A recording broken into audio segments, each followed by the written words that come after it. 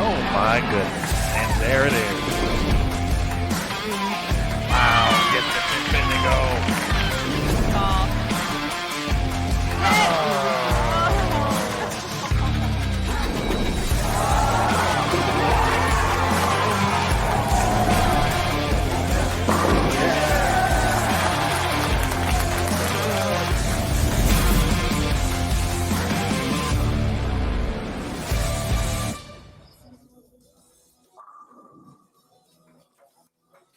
And good evening, ladies and gentlemen, and welcome to the Stepladder finals of tonight's PWBA Long Island Classic. My name is Emil Williams Jr., and without further ado, we're going to get you right to the lanes because we don't have any time to waste.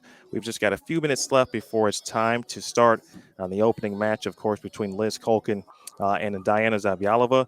We'll get into the top five first, but let's introduce you who is going to walk you through tonight's festivities on the call first. He's no stranger to the PWBA, the PBA, and the sport of bowling in general, and perhaps he can get the Miami Hurricanes football program to act right. Please welcome Dave Lamont to the broadcast. Dave, how you doing? I don't want them to act right, Emil. I just want them to win. That's what I'm after. That is, well, Dave, I'm telling you, I'm putting my hat in your court. Let us welcome in the Hall of Famer, officially recently inducted at the Queens to the PWBA Hall of Fame, 20-time titleist, multi-time Hall of Famer, PWBA and USBC. Please welcome in Carolyn Doran-Ballard to the broadcast, CDB. Hello, everyone. Hello, Neil. Hello, Dave. How are you? It's been a while, Carolyn. How you been? Yeah, it's been a few days. Doing great, thanks. Actually, rather busy, but made it home right in time for this wonderful Stepladder finals. Well, I tell you what, we don't have to do a lot of research because we just saw a few of these ladies on Sunday in St. Petersburg, Clearwater area, and in the opening match we'll have Brianna Zavjalova, who seems to have found her form, and Liz Culkin. I mean, everybody we have today, Carolyn, has made at least one show, and Brianna is now on her third straight. Absolutely. And it's funny because I know we discussed this at the last show, and it's something that I've seen is I feel like there are always players that I should see in the top 15, top 10, or making a vie for that show because they get on rolls and then the pins just fall your way. I mean, that's just the way it happens. But I do feel a few of the players have been a little hit or miss. They've been up and then down and then up and then down. So I think that's what you're seeing today. I mean, Stefanie Johnson wins and then doesn't have a great week at the Queens, and now she's back on the show. And same thing with Brianna, a little up and down. Liz Culkin, we haven't seen much of this year at all, and that's very surprising because I think the conditions have been very conducive for her game, as well as a few of the other girls. And then, of course, Brianna is on a roll. And when she means business and sets her mind to something, I'm going to tell you, she's hard to beat. This will be her third straight show. She had a fourth place in Minnesota. She made it all the way to the championship. Brianna Clemmer was just too good in St. Pete for anybody to beat her. And Liz has been quiet since the opening event. She was the top seed in Rockford. And, I find Diana's story interesting because she has definitely been up and down. And we know that she has a mother load of ability. And I'm wondering if she is sort of turning a corner here. And she might be a very, very much a player to keep an eye on for the remainder of the calendar. Yeah, I agree with that. I mean, obviously she has the talent. I think what some of the ladies fall into, and I mean this with as much respect as possible, is I think some of the ladies at times try to be too perfect. Like, I practice all the time and I'm going to repeat and well, that's great. But sometimes when you get out there, you just have to bowl. You do not have to be perfect.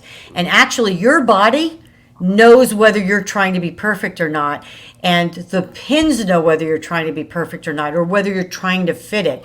I think they just need to rely on their natural ability, which they have, their ability of an absolutely phenomenal practice ethic, and just get out there and let their game take over. Emil, you've obviously been keeping an eye on Diana's game the last couple of outings. Yeah, I would say I talked to her prior to the St. Pete Clearwater Open, and she opened up about some things she was going through in 2020. Most notably, her mental game had kind of taken a downward swing. It wasn't quite where she was, which was the last time she had won that title in 2018. Due to 2020, she went through of course, we all went through the COVID-19 isolation measures. She also went through the cancellation of the PWBA tour, and she also lost her grandmother right at the start of the lockdown. Yep. She was unable to get to, of course, Latvia. And so she went through some time. She went through a dark struggle. She's pulled herself out of that with her fiance and her support system. She said she was looking forward to Florida and the U.S. Women's Open and everything in between. And clearly she meant business by that. Yeah, she talked with me about that, some of the same things as well. I had not had a face-to-face conversation with her in too long. And she did mention when she walked in that building last week in Florida, she immediately felt great. She immediately felt comfortable. Well, I don't know much about her history in this building, but she obviously must feel pretty comfortable here. And also the thing is a little bit different. This is the first time Carolyn, well, since the Queens, match play got involved here. The last 12 games, this was eyeball to eyeball, as the late Bud Collins, the great tennis broadcaster, used to say. And it's you have Bryanna, who is virtually unbeatable in match play. That's why she's the number one seed. So it's just, to me, obviously it's a continuation of the match play here, but I love that element because, and you brought it out perfectly, Carolyn, and that's why you were so great at match play. You weren't always perfect, but you made your spares and you got your bonus pins when you won. And that's a big thing here. I love that element of match play in any tournament. Right. And you don't get bonus pins for being pretty. I mean, no, I'm not being mean. I'm really not. I guess maybe that's why I'm in conflict sometimes with with people. I mean it is what it is, right? It's sports. You don't get bonus pins for pretty. You just need to get the job done. So you have to do whatever you need to do at that moment to knock down the most pins that will beat your opponent. And I think, again, trying to be perfect is not what sports is all about. It's about fluidity and change and adapting. And I think some of these girls because they put pressure on themselves as an athlete, and they know they have the work ethic and the natural ability. They just need to let it flow. Emil, I know there's a little bit more to the show than the activity on the lanes. You've got a few things for folks to look forward to tonight. We do. After the first couple of matches, we will be giving away 3 bowling balls. The Brunswick Defender will be first, followed by a Roto Grip bowling ball of choice and a Storm bowling ball of choice. One last thing for you, Dave and CDB. Liz Culkin told me a couple of stops ago, actually, I think in Rockford, that she felt like she had underachieved a little bit since her time on the tour. And she was taking this season very seriously and now making 2 shows here in 2022. Take it away. All right, Emil, thank you very much. Diana is the number 4 seed here. She is telling Liz, you can start, and you'll start in the left lane, and we'll get word from Carolyn on this 38-foot pattern here after this shot, which is awfully good. So what are we bowling on today? Well, I'm going to pull it up on my other computer here, Dave. We are bowling on 38 feet. It's got 28.1 milliliters of oil. We are bowling on Terrain and Navigate. And basically, you're going to see, even though it's different lane oil, you're going to see a trend from last week where the girls started a little bit further right, but as the heads broke down, they needed to move further left quicker and still have angle to the right. Most of the break points for these ladies were around 5, 6, 7.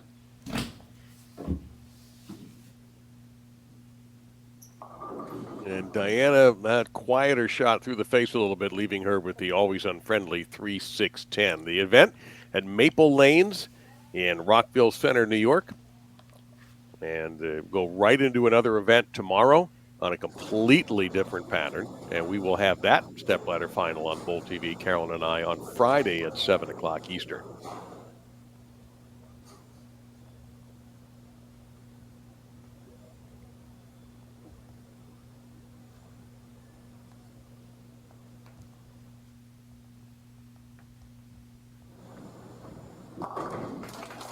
All right. That's kind of a nerve-wracking little shot right there, but she managed it very, very nicely. Scores were a little bit lower this week, obviously, from the past weeks that we've seen where the ladies were averaging 230, 220, shooting, high in the 700s for 3 games. Scores were a little bit lower, a little bit more moderate. Patterns I like to see where you're averaging 206, 208 to make the show. So spares were very important. Yeah, we had 4 300 games in Florida, and we did not have any so far at this tournament.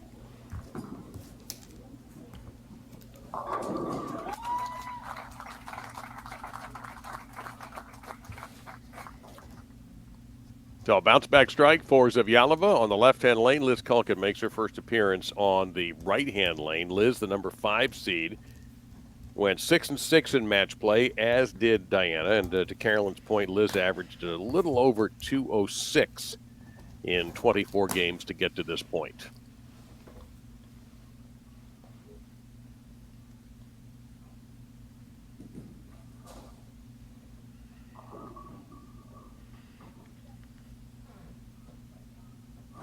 It leaves 1 on the deck. Liz Cole can go straight and both hook it. But in speaking with Jeff, who ball reps for Brunswick, he was saying that Liz, to control the pocket and have her ball make the motion off of the dry that she wanted, she really tried to be up the back of the ball more this week and try not to come around it to get that overreaction off of the dry. It's interesting that what Emil said to us, Carolyn, about Liz, because if you just look at raw statistics, of which you can find at PWBA.com, by the way, which is a great website, she is 6th in earnings. She is currently 6th in the points race. She is 4th in average. It's not as if she's been horrible, but, everybody has their own standards, and Liz obviously feels like she has not met hers just yet.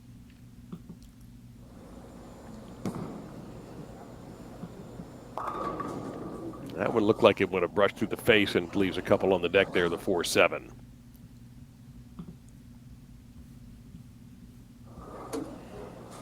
Actually, it looked like a very good shot.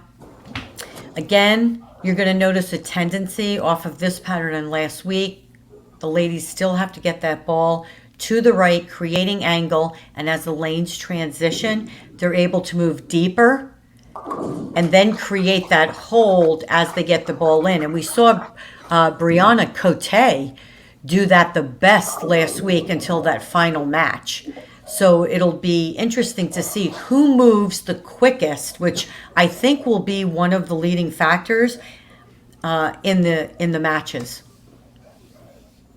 Yeah, Brianna did everything right. I think she just lost her look at the end. And again, Brianna Clemmer was just so good that after an open frame, she ripped off 6 straight strikes, and that was pretty much the end of the match. That's a pretty ball there from Zavjalova. Gives her a double. Much better shot by Diana. She got that one a little bit further right from what I can see. Again, need that angle. The first shot, she got in just a little bit, maybe got around it a little bit. She left 3-6-10, cleaned that up.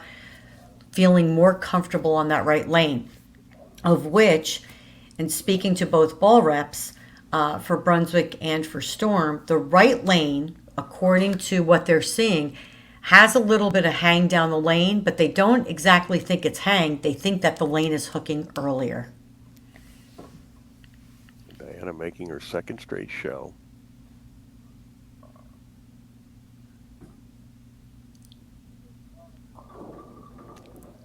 Fortunate to just leave that. That shot got a little bit wide right.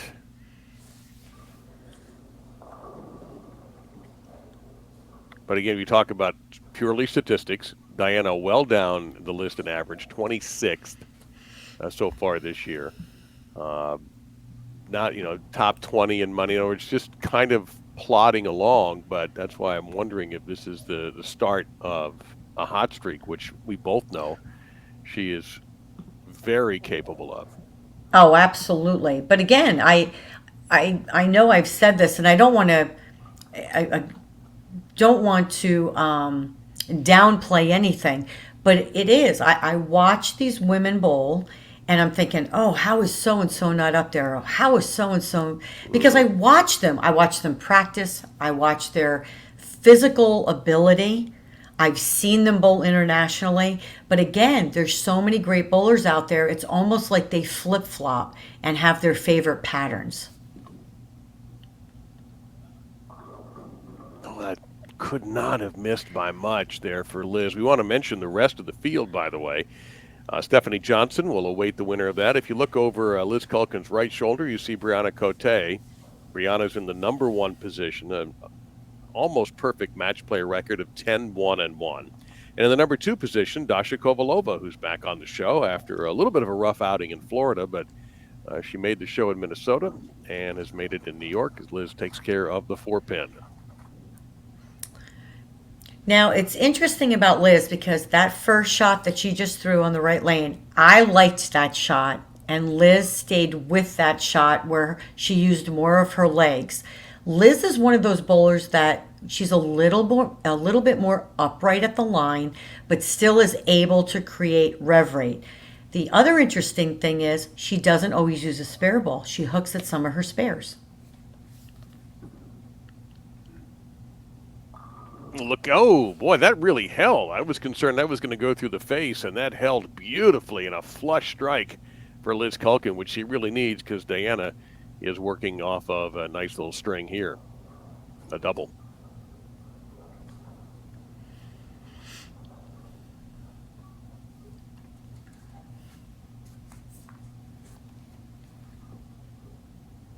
Well, a double plus a spare in the fourth.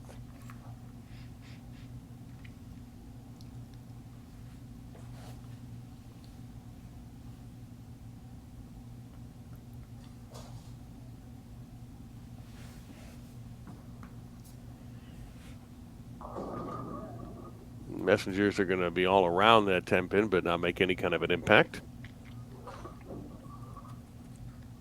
Looks like that ball went way down lane. Maybe threw it just a little bit harder. Didn't quite bounce off the end of the pattern. And of course, after someone's throwing two shots, of course, you're waiting. So the first thing you're saying is, I don't want to throw it slow. So you may just amp it up just a little bit, but again, got a break leaving the 10-pin.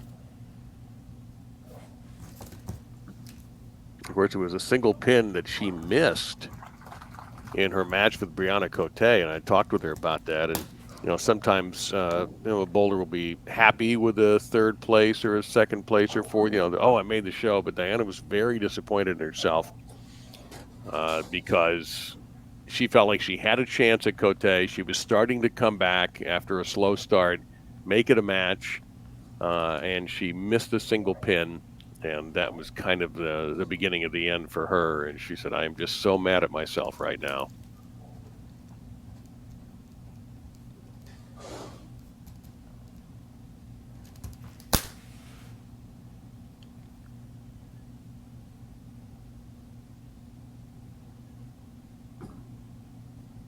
Ooh. Yeah, she knew right away that shot was not going to come back. So she's got a lot of work. It's doable, Carolyn, but this is a pretty unfriendly shot. Absolutely. The last three shots Diana's thrown, she looks like she's a little amped up. She's gotten a little late and kind of pulling through it. Bryanna normally does not pull through her shots. She allows her swing. She kind of waits on it, just lets it drop. She was very fluid. Actually, she has a very fluid game, one of my favorite games out on tour. And those last few shots seem like she's almost trying to get the ball to where she wants it to be. They can fly that head pin over. Oh, it made a little contact. but didn't have enough juice on it, so an open frame for Zavjalova in number 6. And Liz Culkin, who may have thrown her best shot of the match in the 5th frame, will come up trying to double.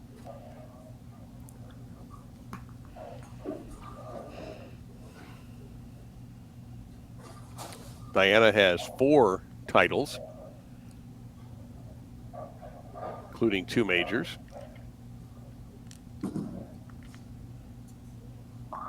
Yeah, Liz knew that one. She started to walk that one out, and it was halfway down. And one of the strengths of Liz's game is because she's a little more upright, she's able to get the ball out onto the lane and use ball speed to her advantage. Liz with 2 career wins, and she owns a major also, and that was the Women's Open in Orlando in 2018. Her last standard title, though, you got to go all the way back to 2015, her rookie year. And that is surprising.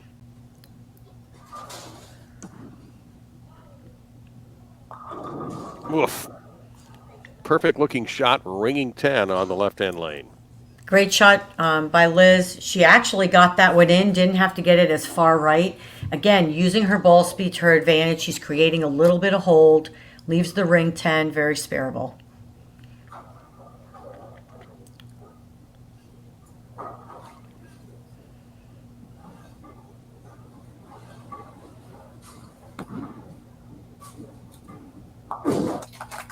Yeah, a little concerned about it, but looked good off her hand, and she's able to cover. So we'll see now if Bryanna can make a bounce back off the open frame.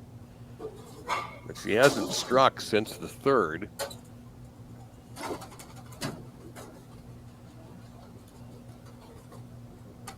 Every time I see her reaching that bag, Carolyn, she reminds me of somebody who's trying to get the last good kernels of popcorn out before just little seeds are left. You know, you kind of reach in there and you shake the bag a little bit.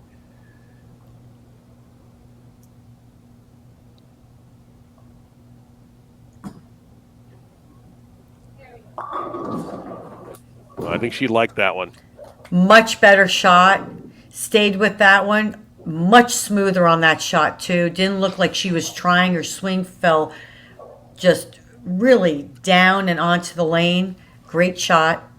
Obviously leaves the 10 pin. She'll change balls. I'm interested to know if Liz changes balls on her right-handed spares, but I'll have to investigate that.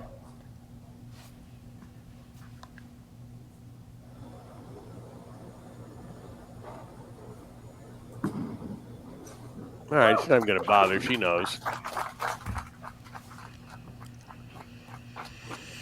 But can she find a strike ball that was with her on a double in 2 and 3, but she hasn't struck since the 3rd, which was on the right-hand lane. She hasn't had a strike on the left lane since the 2nd frame. And that's the lane that she'll be finishing on.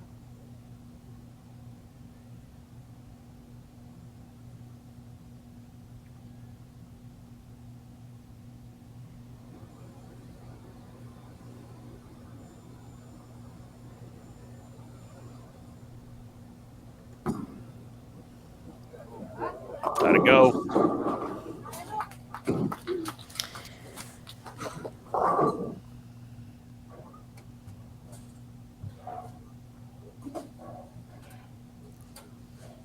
She searches. I don't know if the ceiling has any answers, Carolyn, but I know every bowler has had that look on their face before.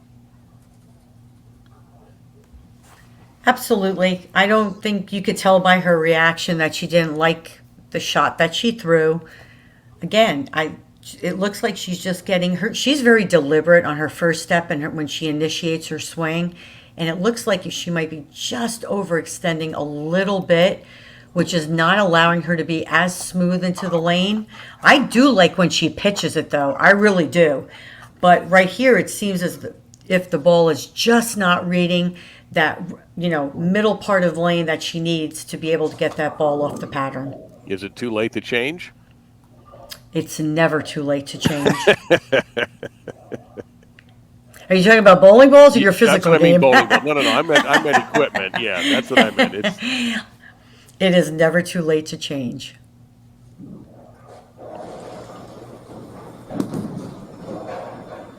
got a push. Oh, wow. Pipeline into the pocket for Liz Culkin. Liz definitely got that. You know, I mean, from our angle, I can only see because the lane seems so far away.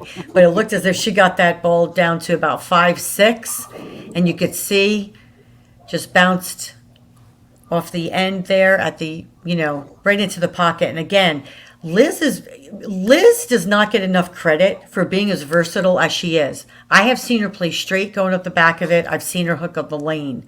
So I can see why she absolutely loved this pattern. Hook, it did. And a devastating double for Liz Culkin right there. Into the foundation frame, she goes back to back and has put Bryanna in a very difficult position here. 236 is Liz's max score. And what, 212 for Bryanna? Yep. So right here, this foundation frame needs to make a good shot here to set her up for the 10th.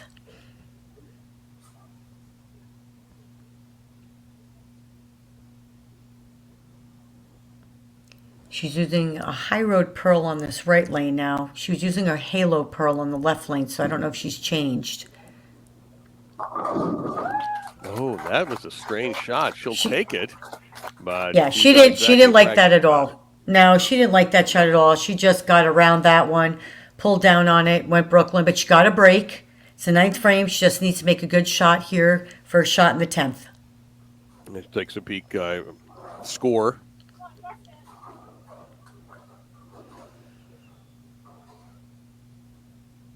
And she did change balls on both lanes, so okay. Well, I see Jim Callahan there from Storm. You know, I'm not sure who else is around, but Jim knows his way around.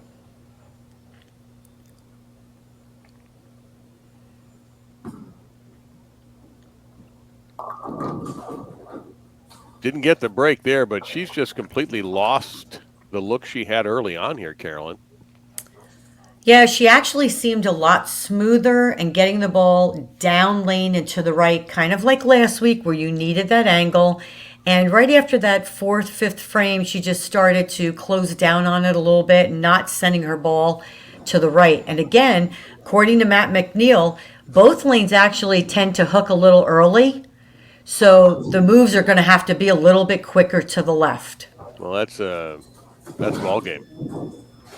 As Bryanna just ran out of gas, you see on your board, she went 4th through the 8th without a strike. She had an open frame in the 6th, and then just a letdown there in the 10th frame.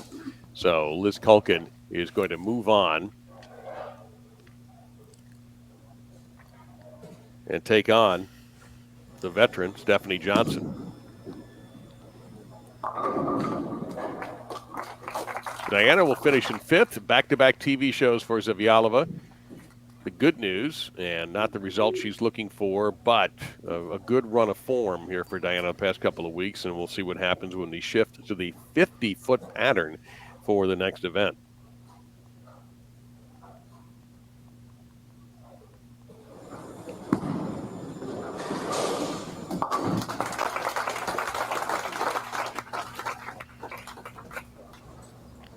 And Liz disappearing, which tells me she's going to change, maybe run an experiment here with a different ball.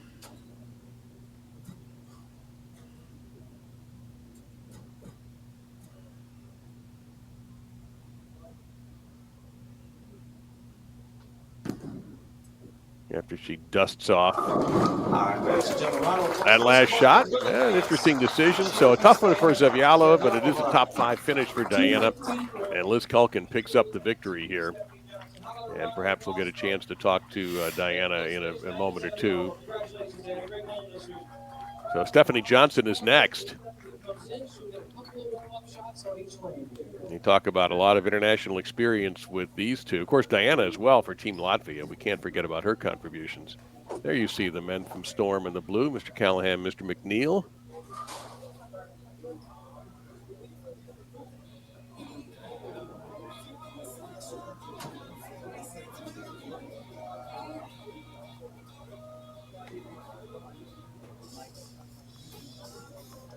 And we have a couple of minutes before our next match begins. We saw Dasha Kovalova, who was in the third match of the evening, the number 2 seed, dashed in your picture for a moment. There she comes back. And, of course, Brianna Cote is the number 1 seed after just tearing them apart in match play, winning 10 out of 12 with a tie. She only had 1 loss in the 12 games of match play when they cut down to the final 12.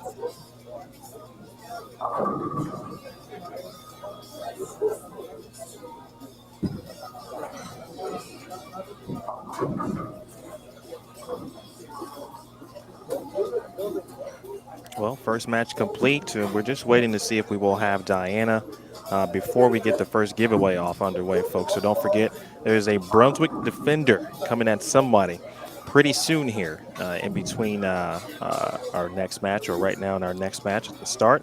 Easy might be making her way to us. We'll check that out here in a sec.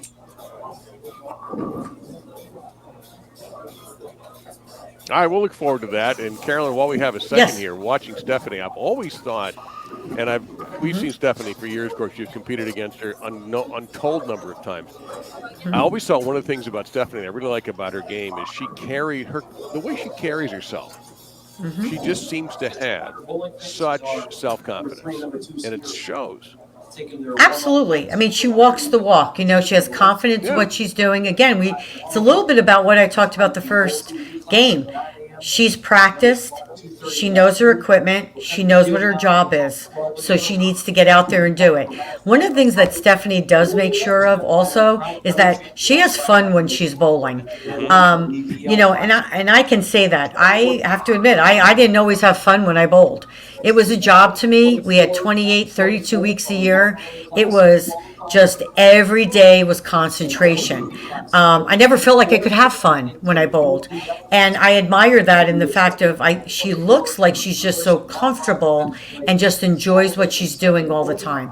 Yeah, that's exactly it. Because, and you're right, not everyone is like that. But Stefanie, I think, you know, having been around a while, having seen the ups and downs in women's bowling in the last 10 or 15 years, not having a tour for a while when she was a younger bowler, and who knows how much damage she would have done had that tour been there. But since this tour has come back, she's bowled well, and plus, of course, her international experience, which she is walking away from Team USA, along with Shannon O'Keefe at the end of the year. Certainly, you know, that has to give her a great boost because she has been so successful in international competition for Team USA. So I'd be pretty loose if I were her too. Correct. One of the keys we're going to look at tonight is, and again, it is all about shot making, but last week's pattern and this week's pattern is forcing the ladies to have that little bit of angle, right? So you have to feed your ball down lane and to the right. For some, it's easier than others. That doesn't mean, anyone can't do it. But what I'm saying is when you are a little more rolly, it's harder to get your ball to the right without it picking up early, which is what I see out of Stefanie Johnson. Liz, on the other hand, because of her ball speed and going up the back of it, is allowed to get her ball a little bit to the right, a little more freer. She doesn't have to put as much effort into it. So it's going to be interesting to see if that plays to each of their advantages. A couple of more warm-up shots. You see Liz Culkin on a separate lane off to the left. She'll be in this match with Stefanie. In match play, Stefanie out of McKinney, Texas. 10-2. She was 5-1 in both the match play blocks, averaging a little over 206. But again, that effectiveness, the experience in match play, Stefanie, and Carolyn, that goes to your point about not being perfect. I think if there's anybody in this group of 5 who understands that, the point you made Sunday on CBS Sportsnet and the point you've already made tonight, Stefanie understands. I can win with 206. I can win if I'm clean, and it doesn't have to be a 279. Right. That was what you were good at. I always thought you were I, just brutal in match play to play God against bless because you. God bless you. well, you were because you understood. I just Right. have to win the game. It doesn't And matter how. it really is true. I even said that, and I think I've touched on this a little bit, but even in my Hall of Fame speech, I mean, I heard it all. Low rev rate, can't do this, blah, blah, blah, blah, blah. Okay, whatever. Stop telling me what I can't do. I'm going to show you what I can do. And I do think that the ladies who have maybe games that they feel are more limited, but they've enhanced it a little bit with just some added tools or knowing their equipment better, you've seen them come to the forefront, and I think it's fantastic. Stefanie, the higher seed, wants the ball first on the left lane. And that crossed over a little bit and leaves her with an unfortunate start. Yeah, during her practice shots on both lanes, her ball was hooking up pretty early, both in the middle part of the lane and in the front part of the lane. I know she changed balls a few times, so it's only the first shot. Of course, you still have those little bit of nerves. I don't care who you are. I mean, it is TV. It is for a title. So you just want to make sure that you kind of regroup after this shot, after she gets two, and make a better decision on the right lane. Oh, that was almost a memorable beginning to the match. And by the way, just want to remind you that our giveaway is underway, and that in order to see the prompts, you need to go out of your full screen. You'll obviously still be able to watch, but if you'd like to participate, have a shot at that beautiful Brunswick ball, you need to get out of the full screen.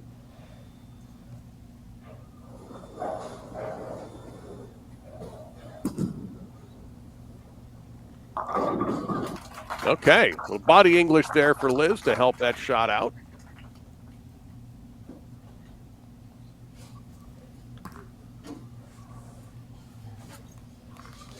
Now comes the adjustment period a little bit for Liz as the lanes begin that transition, the inevitable transition. Right.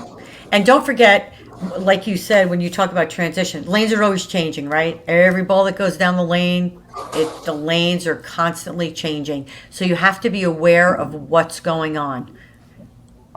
Carolyn, that left lane is really getting difficult because you could tell right away she hated the shot, and we're seeing so many balls. Diana Zavjalova had the problem starting to head left of the head pin.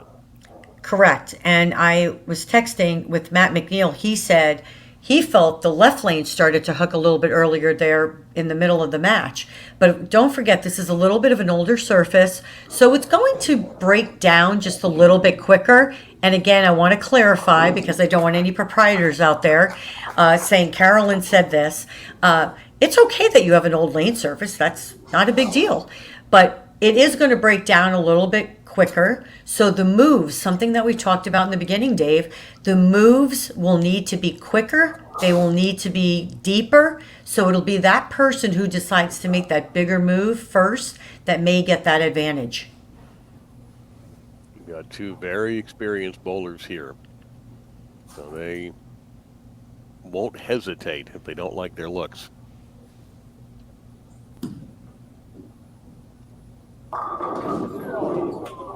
Whoa. Out of friendship, I am contractually obligated not to tell you what that leave was. Great shot, though. Yeah, great shot by great Stefanie. shot. Everybody in the She house actually was got that ball out onto the lane a little bit more, pitched it just a little bit more to help get it down the lane. Just a great shot after that shot on the left lane. Yeah, that was unfortunate.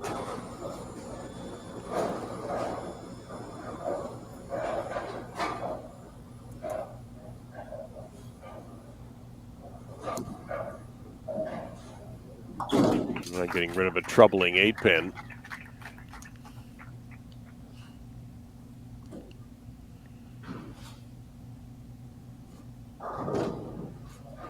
For Stefanie, 4 wins. Rookie of the Year in 2015, which is kind of funny, but when the tour reopened, she was the Rookie of the Year. She does have the Players' Championship in 2018.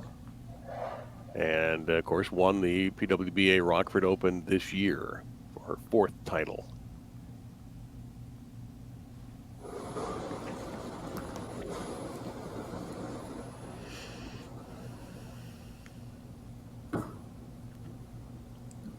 A nice adjustment. At least the thing didn't go across the face and leaving a 7-pin behind, much more manageable than her first effort on that left lane, which ended up in a 6-7-10.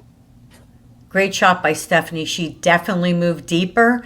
I'm not sure if she switched balls or not because it's kind of hard to tell, but she definitely moved deeper and got that ball to the right. Not only that, Stefanie is another lady who has ball speed behind her. When she wants to increase that ball speed, she does it naturally with her feet. There's no pull down whatsoever, so she can use that to her advantage.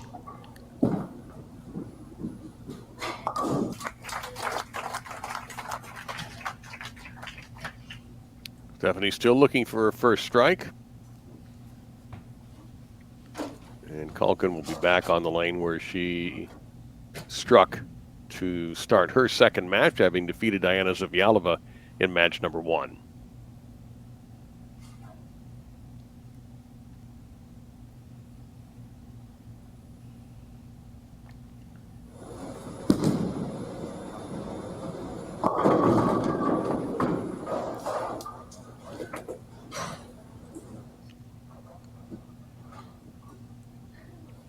Well, her look is the second she threw at Carolyn said it all.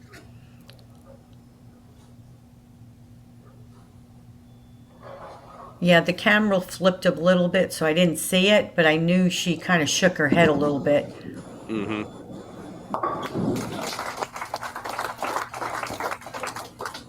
She may feel fortunate to have only had to shoot at a 2-pin there, because her immediate reaction was disgust. Scores lower than they were in Florida. No 300 games in this event. A tougher pattern. Not surprising to see 5 winners on the PWBA Tour make this show. And there again, that left lane hooking aggressively. And so far, Liz has managed to avoid the disaster on that left lane, but I don't know how much longer that can last.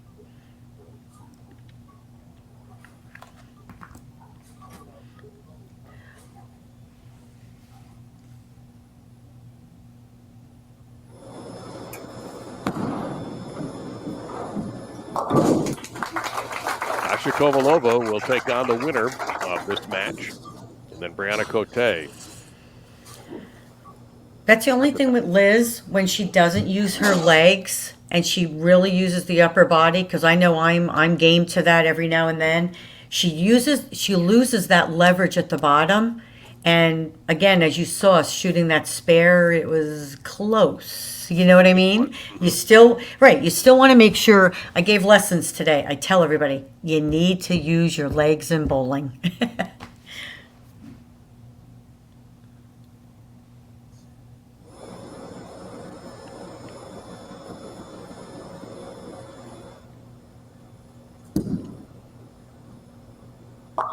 That was a good-looking shot. I was surprised she got the quitter 10 there, but a good roll off the hand for Stefanie. But the right lane has definitely been a little bit more friendly to the bowlers so far tonight than the left lane has been.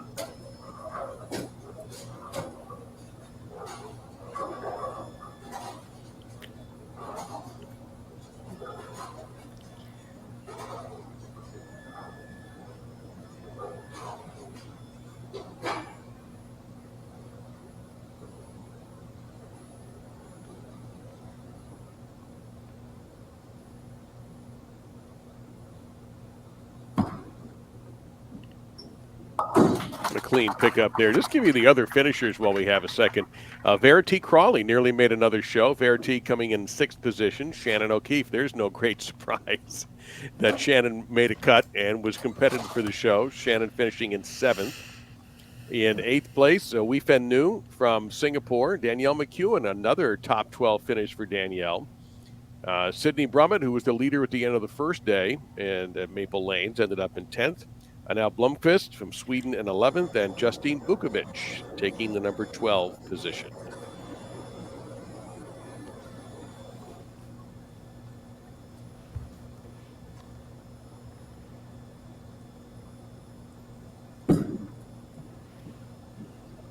Well, that's a tremendous shot because that lane has been such a pest.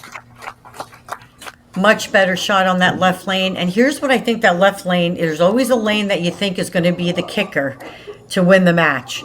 And the left lane looks like that's the one it's going to be. Again, it looks like Stefanie moved even further left. I think you're going to have to get away from that early hook, but hope that your ball reads it enough to bounce at the right spot off the pattern. Close match here as we approach the middle frames. Light hit. And another single pin on the deck for Liz Culkin. Liz seems like she's losing it right there at the end. Doesn't it sound like it's bouncing just a little bit? And she likes to pitch it a little bit, but I don't know if she's getting out of it just too quick and she's not quite catching it or getting up. She's trying to still get up the back of it. But again, just doesn't seem like it has the rotation that she had the first few frames of that first match. And in the position round, Emil points out that Liz defeated Verity in a high-scoring match, 258 to 245.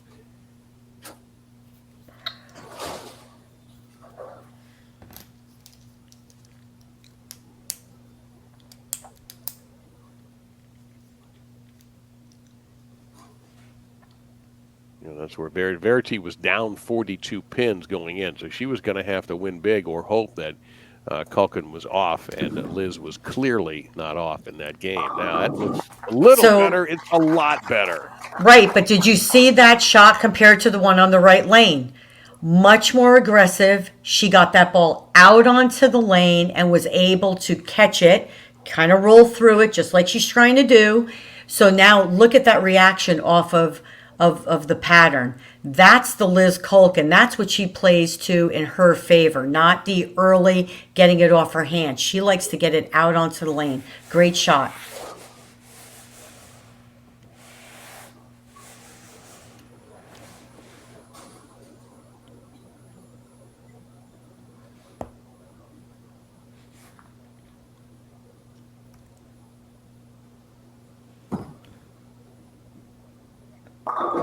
Oh, explosive strike for Johnson.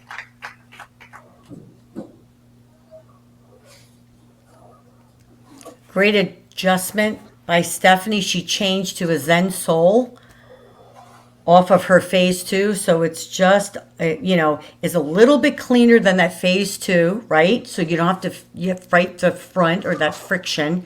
And she's able to get that ball down the lane. It doesn't overreact in the friction. So it's given her the look she needs. This is a rematch of the first PWBA final of the summer in Rockford, where Stefanie Johnson beat Liz Culkin, who had been the number one seed.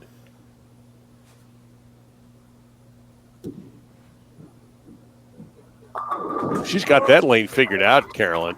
Back to back on that one.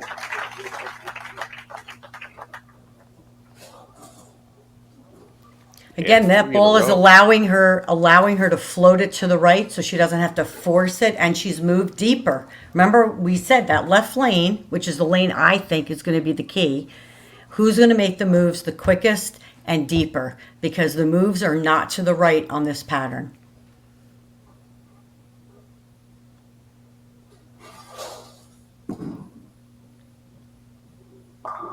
And snap hook into the pocket, a flush strike for Culkin, and she needed to do it because Stefanie Johnson's on 3 in a row.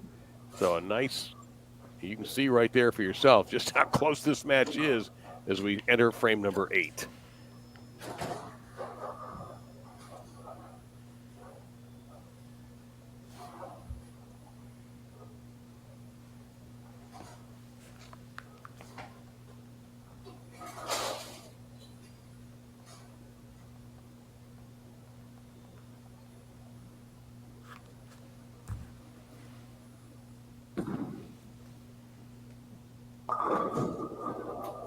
Just missed a perfect shot there. Yep, just a little bit, but it looked like a great shot. It really did. Leaves the 4-pin. When she gets up on this lane it'll be the 10th frame. When she gets back on this lane, I would make a move because that was not a bad shot at all. What move would you make?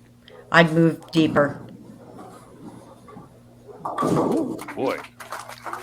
Got a little scary there at the end. I'm not sure how she does that. I got to tell you. I'm not sure how anybody uses a reactive ball to shoot at spares. I would not even know where it's going. But she makes it work. So Stefanie Johnson looking for a 4th straight strike. She took her a little while to start to strike, but she's figured it out.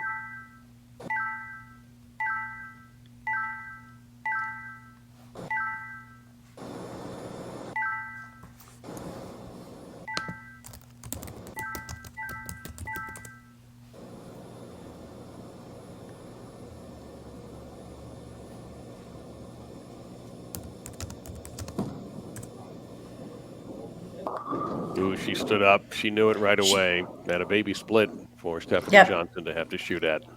Just got up on that one a little bit, missed left. Obviously, as we talked about, the only way you create hold on some of these patterns is by your ball speed and angle. So right there, she missed just a little left, kind of stood up on that one a little bit.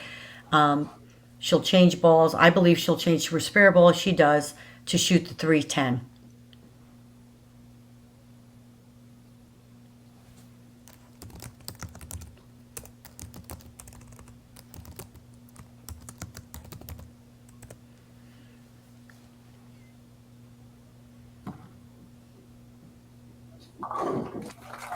Don't drop it. She does not.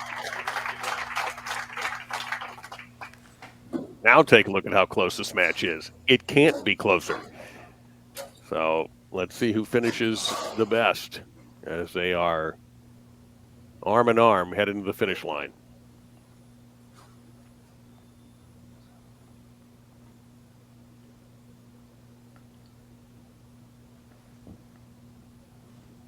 Stefanie has struck on this left lane the last 2 times.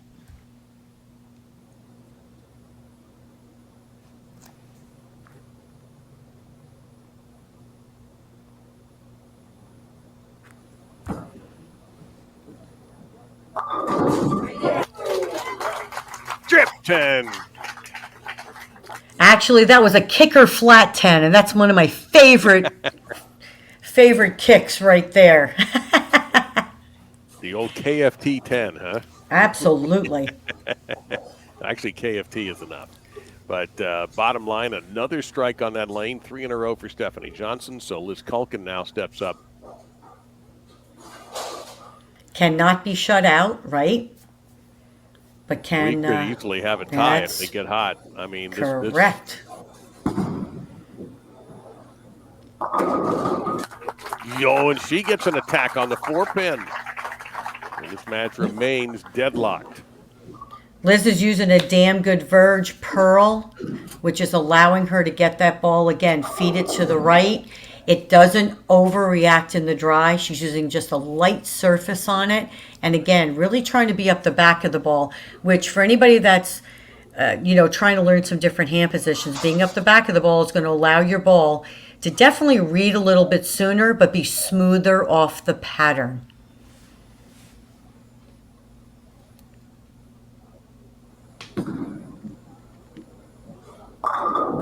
Explosive strike. She looks shocked, Carolyn. She is shocked, but if you've noticed, Stefanie, the same thing. On that left lane, the deeper they get, if they miss a little in and keep their ball speed up, it's held. So why not take it? That's telling you something right there about that lane and what you can do.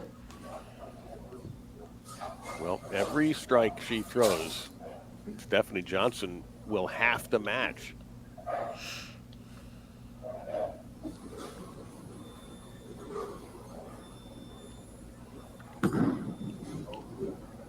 Running it out a little bit, and wow.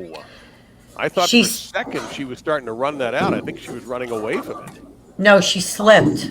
I think if we get a replay of that, I think she slipped because you could see her right foot go down. So, and then she was looking at her hand. So I think she slipped and the ball just came off of her hand. It just was a bad shot. Just a bad shot. Boy, the count is a big issue on that too.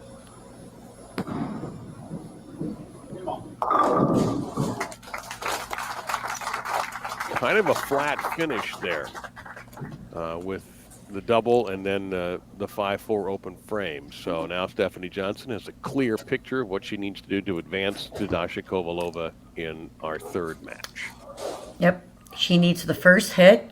She was high flush on this lane last time she was up.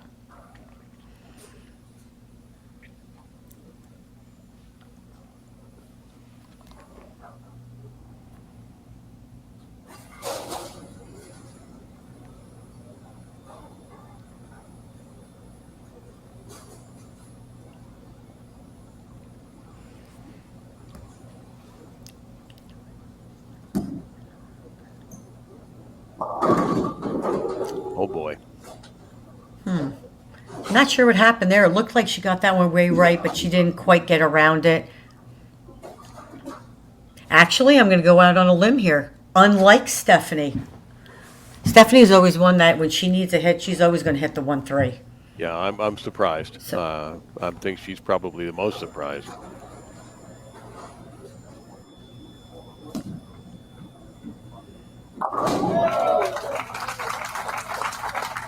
Yep.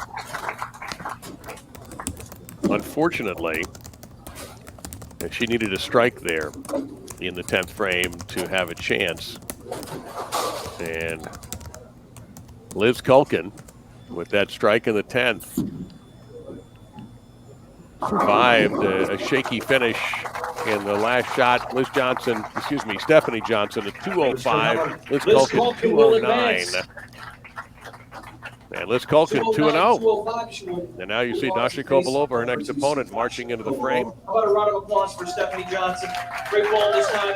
So Stefanie Johnson will take fourth place in her second show. She has a win and a fourth. And, of course, they'll be back in this building tomorrow on a completely different pattern for the next event. Well, that was interesting, to say the least. That was a wildly up and down segment. And the concluding, of course, with a disastrous 2-4-10 for Stefanie Johnson when she had to have a strike in that first hit in the 10th, as Carolyn mentioned.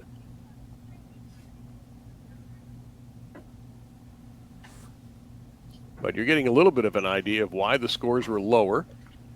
And it's just been difficult to stay consistently strong on this pattern so far. And we're seeing it here. And, boy, things change quickly, too.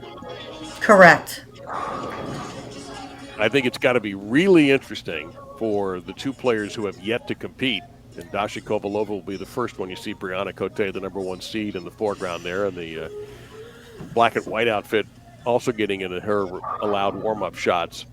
Liz Culkin is having a conversation, I would assume, with a ball rep. Maybe not. Maybe she's got a friend or another player over there. But Well, the two ball reps are standing to the left. yeah, that answers it. I don't know. She's going to go down and warm up, continue her warm-ups on that lane that's one over from where the players are. Right. Dasha, this is an interesting situation to be in. I'm sure she's had a good look at what's been going on. What would be her game plan? Dasha, I think she was busy looking at exactly what Liz is doing because they will play the lanes very similar. She has a lot of ball speed. She can do two things, get up the back of it and be on the side of it. She will use her ball speed to her advantage as well.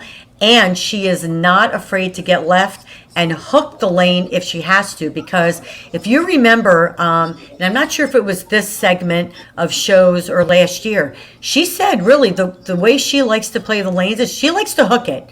She likes to slow hook it. And one of the things she really worked on over the break was increasing her ball speed so that she could shoot the ball just a little bit straighter through the front, whether she had to open up the lane or be square. And she's done a great job of it.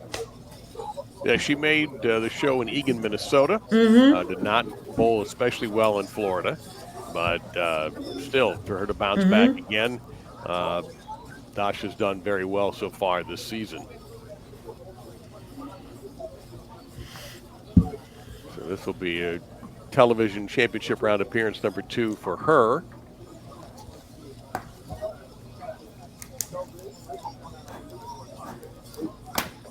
In these very difficult conditions. This ought to be interesting to see. This match fascinates me because I love your point. And Dasha, by the way, second going into the week in average on the tour. Liz fourth. We got a special guest, folks. I love special guests. Stephanie You're right. Johnson It is a very special guest. Hey, has Steph. joined the broadcast. Hello. Hi, Steph. How are you? Great week. Great week. Or 2 day, whatever, 2 days or whatever you want to call It it. feels like a week. It feels like a week, yeah.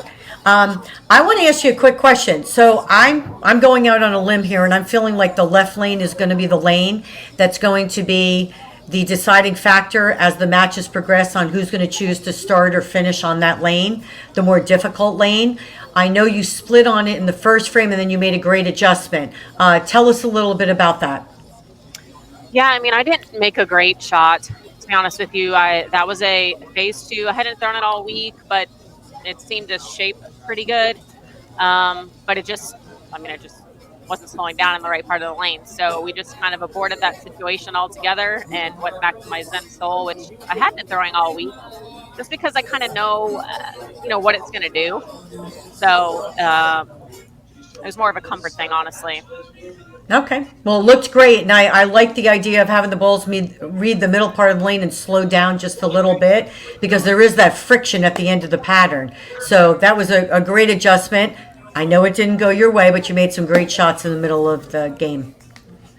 Yeah, I mean, overall, all you can do is put yourself in a position, you know what I mean? And She has chosen that Liz start the match. Liz long will begin days, the match. We'll 12 grab our games. seats I here. mean, it's just constant bowl. I mean, it's what we came out here All right, to bowling do. fans, I'm going to Uh, great hard celebrate work. Liz, Dasha. One more match. Jeff, how do you The see winner of this match? will face our number 1 seed. You got your favorite journal. It's a coin flip, to be honest with you. I mean, obviously, having run the ladder earlier this year, I think there is an advantage to that. I think Liz kind of has a feel for the lanes, whereas, when you're just kind of coming in, it's a little more challenging. So I'll probably have to give it to Liz. All right. Well, congratulations. And, well, good luck tomorrow, because you're right back at it with a 50-footer tomorrow. So thank you. Yay! Thank you so much. Thank Bye. you, Steph. Congratulations. And Liz Culkin opens with a strike on the left lane. Dasha decided to go ahead and let Liz start. And Dasha, with a higher the number 2 position, has that right. So we go right into our match. Our great thanks to Stefanie Johnson.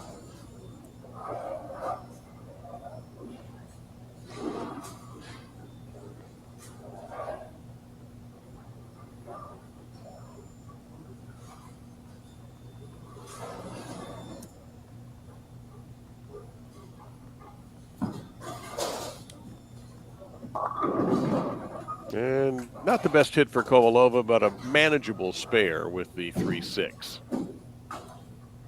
Dasha, of course, from Ukraine. And she's looking for her 5th title. And it's interesting because I'm sorry, Dave. Finish. that's okay. I'm sorry. No. Go right ahead. No, go right ahead. I'm Finish. just going to remind everybody that she won 2 titles last year. She was the defending champion in Egan. She won in Louisville. She's won Louisville twice, as a matter of fact. And, of course, has a 2019 Queens Championship. She was a college standout at Wichita State. And actually, I saw some of Dasha's practice shots, and it seemed like she, believe it or not, had a pretty good look on that right lane. So that's why, of course, I always say this because I really don't care who you are. I mean, I don't know, maybe if you're Belmo, I guess. But I think when you are on a TV show, your first 2 shots, it is about slowing, listen to me, slowing up your heart rate to allow you to be in that moment. Oh, and she had the Brooklyn attack there that we saw couple of players, I should say, go through already. So we'll see if Dasha makes the necessary adjustment. Yeah, Belmo, what's he done lately? Unbelievable, isn't it? Oh, my God. Don't know if there's ever been a bowler on that tour who's ever been better at making adjustments in a game. It's, wow, just magical. It is. It's really entertaining, and I hope people are appreciating it.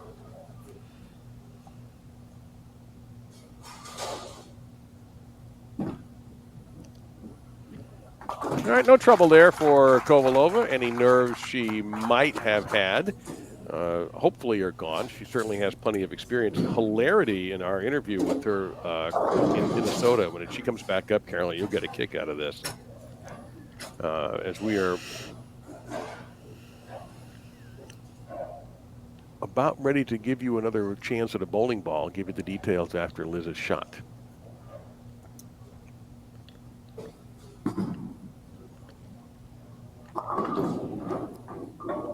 One more? Okay, you got one left. Emil, we didn't get a chance to bring him in for this giveaway, so here's what he wants me to tell you to do. So this is a Roto-Grip bowling ball of choice. Roto-Grip, your choice. And once again, you cannot be in the full screen to see the prompts. That match started so quickly that we didn't get a chance for Emil to jump in and to do that. And I apologize for his fan club out there, which I know is extensive because he does a hell of a good job. So that's a Roto-Grip ball. Get out of your full screen to see the prompts, and good luck. Seems like Liz had a little bit of the approach problems there on that shot. Seems like her footing is just not, it seems like every so many shots she's having a little bit of an issue. And again, it could be nerves. It could just be you're getting a little ahead of yourself. But her good shots are good shots. Like right there, she stayed right on it. Perfect. Yep, that was a beautiful, beautiful shot on that occasionally troublesome left lane. She's actually struck both times on that lane. So in talking to Dasha, we sat down in Minnesota, Carolyn, and I said, well, what's working? She says, I'm bowling out of spite. Huh. What? She goes, yeah. And I don't think, she's very funny. And, I said, yeah, I got angry in the middle of the prior day, the day before the championship. The day before, she said, I just was very unhappy with myself, and I just started bowling out of spite. And she went wild for about 4 games. Exactly. Thrust herself into the show. She finally admitted, I kind of lost, some gas the last couple games, but she'd already pretty much locked down a spot, so it wasn't so bad. But I thought that's an answer I've never heard. There are motivating factors that everyone digs to, when they are looking to rise to the occasion. Everybody has it. You miss a spare, and then all of a sudden you have a 6-bagger. You know what I mean? Mm-hmm. It's like, oh, it took that one bad thing to find yourself, or like she just said, she didn't have a good block. She wasn't happy with her performance. Boom, this is what I'm going to do. So I think everybody has a trigger. A pretty shot, just didn't get the result she wanted, but after having gone a little across the face on the first try on that left lane, she came through with a much better looking shot there. 2 great shots. She looks as if she got that ball definitely to the right and used that speed that she just produces so naturally. It also looks as if she moved a little bit deeper on that left lane. So with these 2 shots, she definitely has made the right move. And, I look for her to be more in the pocket in the coming frames. Her mom and dad left Ukraine when the war began. They've been with Dasha. Provided her a great support system. I'm sure her to them as well. And that's just a mental mistake. A letdown there. That should not count as the spare, as you see that they bounced. No, and that's interesting because did you see when she walked up to the ball return to shoot the spare? She picked up a ball, put the ball down, picked up another ball to shoot the spare. So, again, maybe just needed to regroup there. But kind of like we talked about last week, these are the, I hate to say this, but, when someone misses like that, that's when you need to jump on it and take advantage and get ahead of your opponent. Well, it's a good point because when Shannon O'Keefe won in Minnesota, that's exactly what she did. Right. And then we saw up until the last game, what was Brianna Cote doing? The exact same thing. And then correct. run up the ladder where she nearly won the event. here's the thing. Sometimes you're bowling and you're on autopilot. You know, Liz is just on autopilot, making good shots, making her spares. And again, you're looking for your opponents to make the mistake so that you can take advantage of it and or give you the upper hand. And really, that's what the opponents have done this evening. Well, let's go back to what you said at the start of the evening. You don't have to be perfect, and Liz Culkin Nope. hasn't been perfect, but she's also been clean and is just plodding along. And again, there are no points for pretty. There are Right. no points for pretty. You know, there are times where I know I've kind of used my upper body more than my legs and just kind of get the job done. This is what I'm trying to do. I mean, there are no. You just do what you have to do sometimes at the moment. But I wonder. Oh, that's a Good pretty shot. split the pins in half. And Carolyn, I wonder if bowlers get in that, take that attitude during, say, match play or qualifying, but they get to that last 5 and, the lights are there, the cameras are there, and I wonder if some of that I don't have to be pretty goes away because I feel like that's when they really have to be pretty. I think that happens a lot. I think that's what the mental game is for, to process what you really need to do on that TV show and just get the job done. Ooh. That ball actually Didn't looked a see that little seven bit, pin right yeah. away.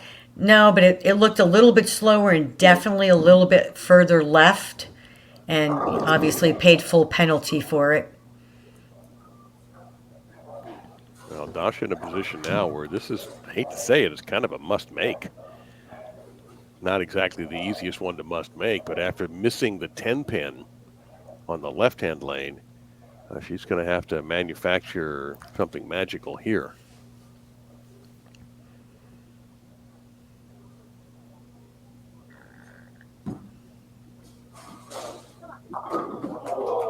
Oh, wow, right in front of the pin.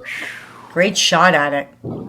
Back-to-back open frames for Kovalova. Dasha 8-4 in the 12 games match play at Rockeville Center at Maple Lanes.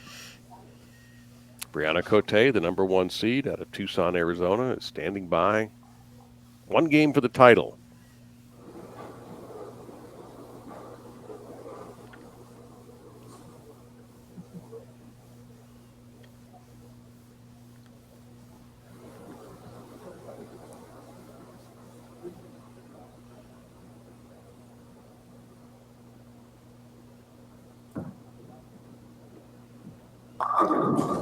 Oof, that's just such a terrible break to me, Carolyn. That looked like a wonderful shot. Yep, 2 10 pins on that left lane. The lane that we have chosen is going to be the toughie.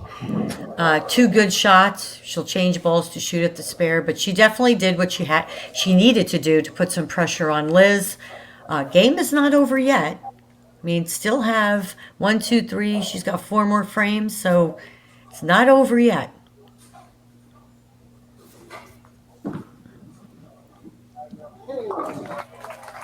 A little sarcasm.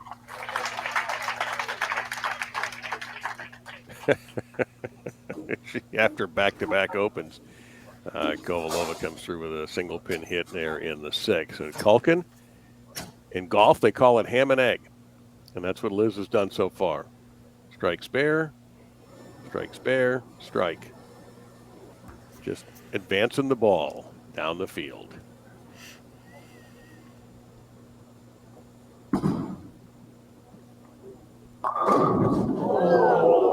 And Carolyn just said that this match is not over. Not over, but that is a great shot. I think she did exactly what she wanted to do. Ball just a little too smooth. Gets a bad break in the 7-10. She's looking up at the score.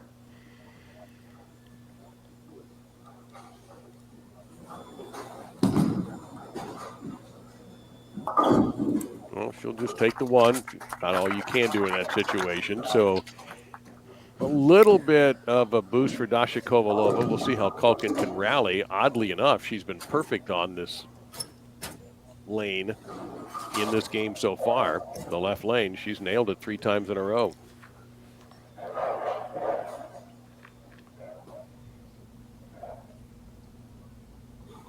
whereas Dasha has not done well on the left lane, as far as striking goes anyway. Oh my goodness. Ooh, my goodness. Okay, well, this changes things here. Well, after nailing 3 in a row and some good-looking shots on the left lane in frames 1, 3, and 5, that one crossed over and she got no break. And she'll throw that strike ball, and this will take, boy, she's had 7-10, 4-6, 7-10 in back-to-back frames, and all of a sudden, Dasha Kovalova, welcome back. Now, can she take advantage of it?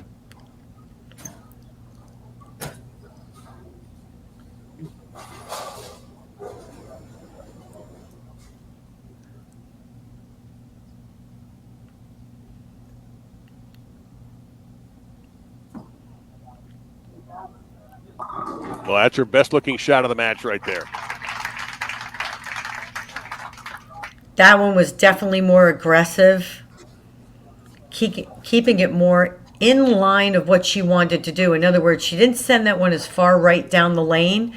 But again, that right lane, when all of the ladies moved in and kind of got it in a little bit, it was a much smoother reaction, kind of like you saw with Liz's 7-10. It's the left lane you can't get away with that yet. Can she figure this lane out? This is a big opportunity right here.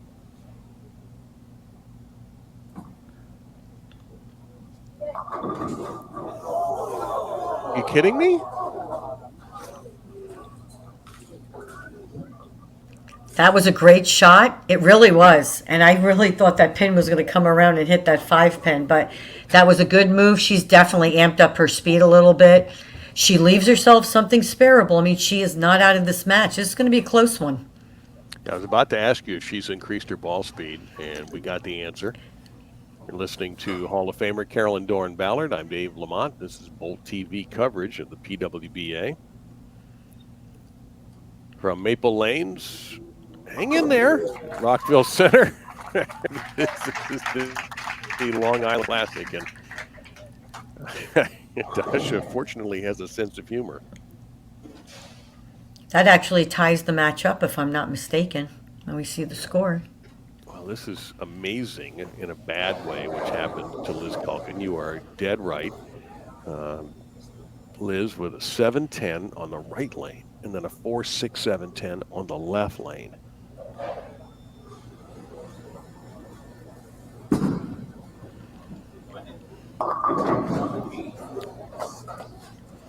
And now a 3-6-10, certainly a heck of a lot more manageable. Does she have a sleeper back there? She have the 9 as well? I believe she does. It says 6, so I would assume it's a 3, 6, 9, 10. She stood up on that one just a little bit, didn't get the ball as far down the lane and to the right. Again, this right lane is now becoming a lane that you have to get it to the right or increase the ball speed. There's still, once you miss left, there is no hold. It's a big shot here. Boy, that she needed. And this match, for the second time in a row, Liz Culkin is in a tied match going into the final frame. She defeated Stefanie Johnson to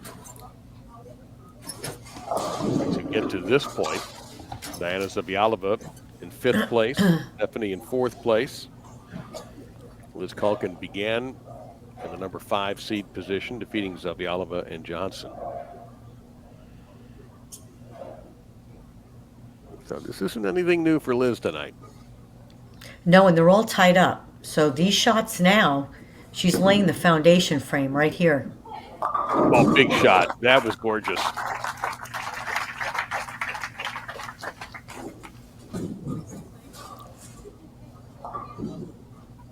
Another thing, I hate to do this, but remember Dasha missed a 10 pin.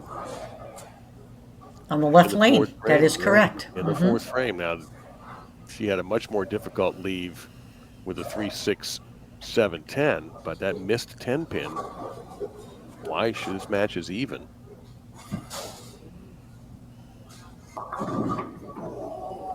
No. Nope. No. Did not get that ball as far right. She missed left right off her hand. I could see it. No forgiveness when you miss left on this right lane. Leaves the 4, 7, 10. I mean, at this point, you have to get 2. And she will have the opportunity to strike out.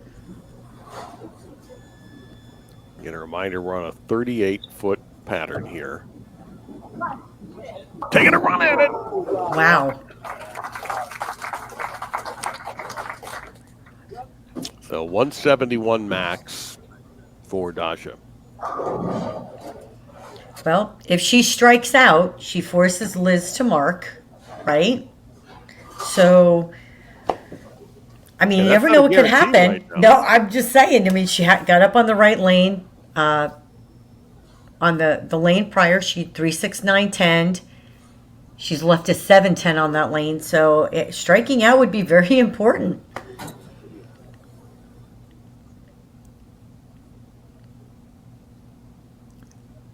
Yeah, we have learned very quickly in this game that nothing is guaranteed. And certainly not a strike or a spare here. This has become kind of a battle of survival.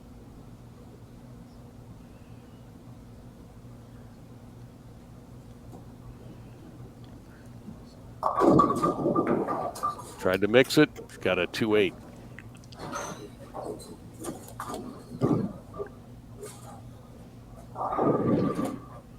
Definitely a good aggressive shot on that left lane. Probably made the move, I would assume, after her last few shots. But I think both lanes at this point, Dave, are becoming very tricky. Yeah, you know, we've been talking so much about the left, Carolyn, and all the right lane apparently wants some attention. Mm-hmm.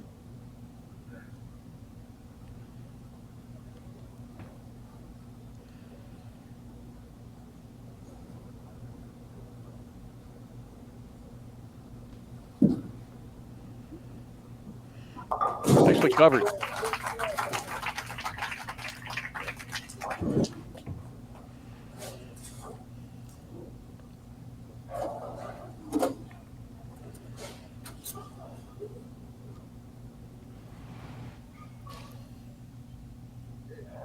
Brianna Cote will meet the winner of this game, or maybe I should say the survivor of this game, for the top prize.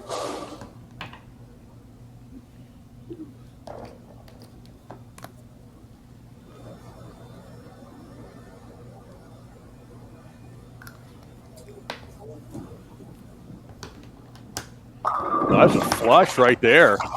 161 for Dasha.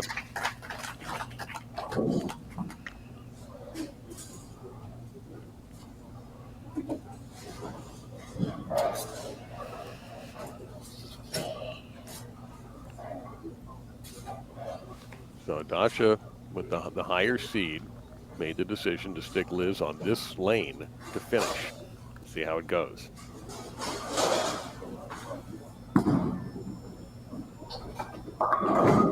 Oh, that's how it goes. Big strike. And Liz Culkin has moved into the title match.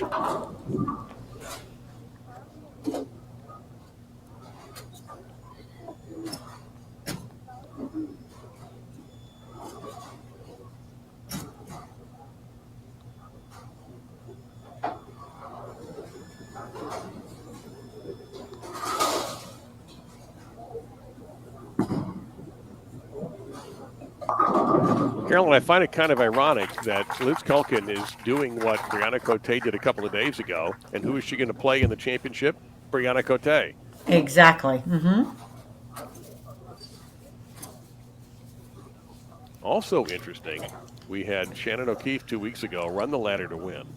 We had Brianna run the ladder and nearly win, and now Liz Culkin is running the ladder and is in a position to win. Liz Culkin continues her run. And did Stefanie Johnson run the ladder to win in Rockeville? Round of applause for Dasha Kovalova. Third place. So Dasha with a third place, another TV show for her. And the Bowl TV Classic will begin tomorrow on, do I even have to say it?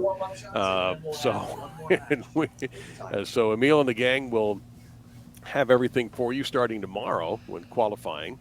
And then match play, and then Stepladder finals on Friday evening. And Carolyn and I will be on the call of that at 7 p.m., 9 a.m. Eastern Time for the start tomorrow for qualifying round 1. And, of course, the pattern shifts drastically from this 38-footer to 50. I believe Dasha is going to be heading over to the headset here in a moment, which was always fun to talk to Dasha.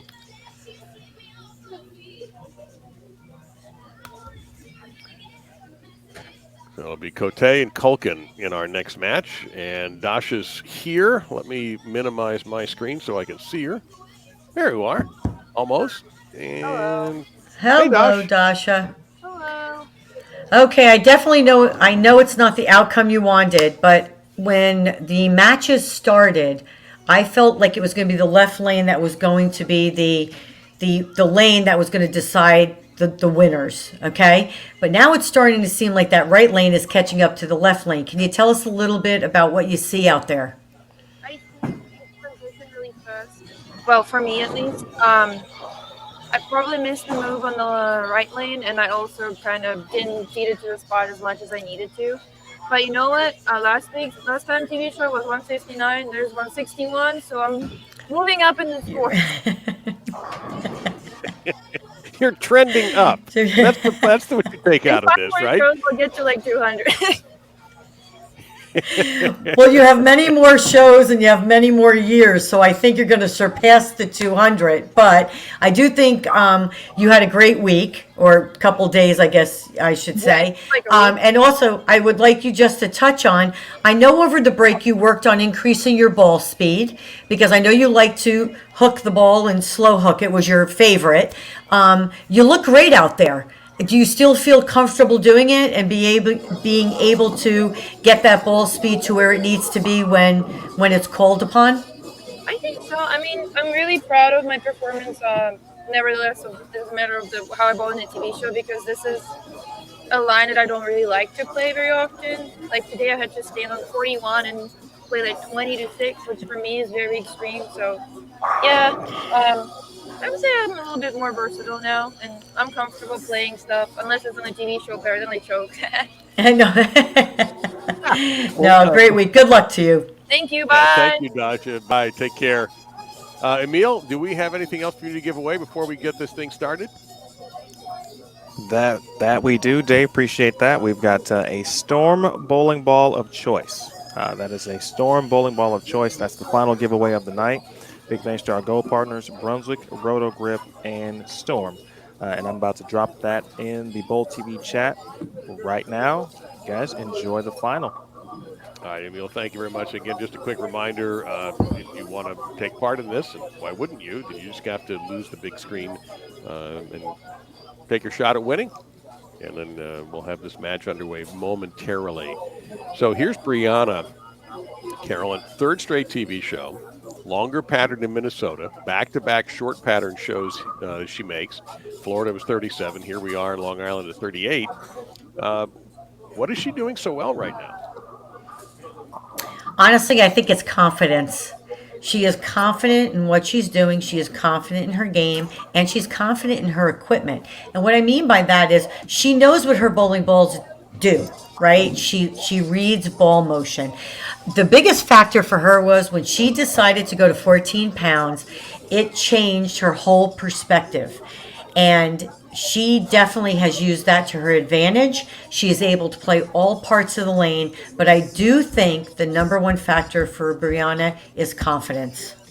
Funny you say that, because in speaking with her in Minnesota, we talked a bit about that, being the reigning player of the year.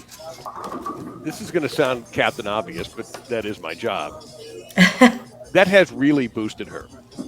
She's very proud of that, and you would be. And while I don't think she's resting on that, I think that is something that kicks in every once in a while. Like, yeah, I'm player of the year, and you're not. And I'm going to, player of the year my way through this match. And I think your statement is dead on. And in talking with her after the show on Sunday, everybody reacts to not winning differently. And she made a nice run. Brianna Clemmer was simply better. She wasn't even disappointed. I mean, I'm sure a little Right. bit, but I talked to her. She was smiling. She was upbeat. She felt happy about the way she bowled. I think a third title in her saddlebag is imminent, and it may even happen in the next 20 minutes or so. Right. And I agree with that. I mean, she didn't seem disappointed at all. I spoke with her just a little bit and she goes, geez, I don't know if I could have beat that. So we were, and she just kind of made a little chuckle about it. I mean, when somebody shoots that game at you, I mean, you just kind of look and go, but again, player of the year, when you have that target on your back, sometimes it's funny when you speak to people, they're like, oh, well, you're at the top of your game, Yeah, well, sometimes it's harder to stay at the top of your game than to get there. And I don't know if that's, something that everyone can understand. Well, here we go. And Brianna makes the decision to have Liz start. It looks like it's going to be the left lane for Liz, so she'll finish right, which was the decision that Dasha Kovalova also made, to stick Liz on the right lane at the end. So let's see what happens. Here we go for the championship. The PWBA Tour, Liz Culkin versus Brianna Cote for the Long Island Classic.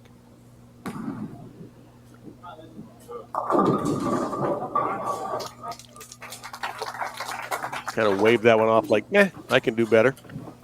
Looks like she definitely moved deeper, and it still looks like she's sticking to her game plan of just kind of rolling it off her hand, being a little more up the back of it and not getting around it to manage that smooth reaction.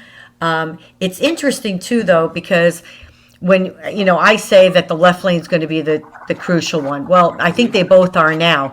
The other thing to that is allowing her to start first means she will finish last. So Bryanna can put the pressure on her to have to perform. So there can be two ways of looking at it. So here she is, your reigning player of the year.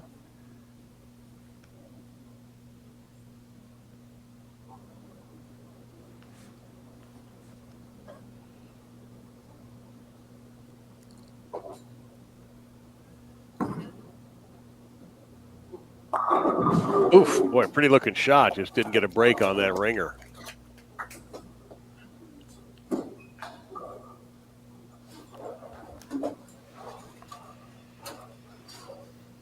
Brianna looking for win number 3. She won Lexington in 2016 and the ITRC last year in her player of the year. 6 shows she made last year, and she's already done 3 in a row here.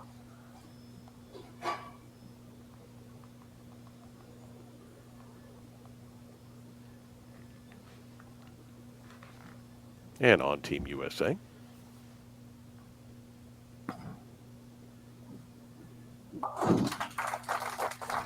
Another thing she was very good at on Sunday was cleaning her plate, including the vegetables.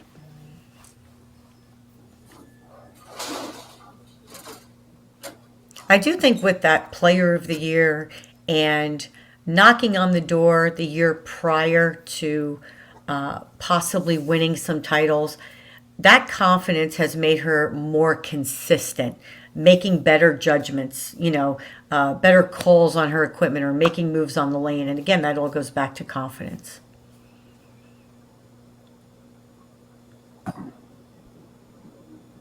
Look out there. Well, there's the crossover we've seen, and it's not surprising that she has not bowled on that lane, even though she's had a chance to practice on it. That's a completely different animal, as we know, and she gets away with one there.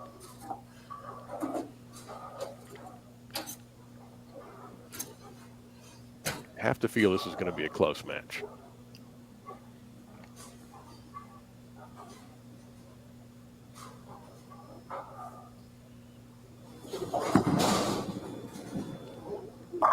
Oh, yes. Fist pump.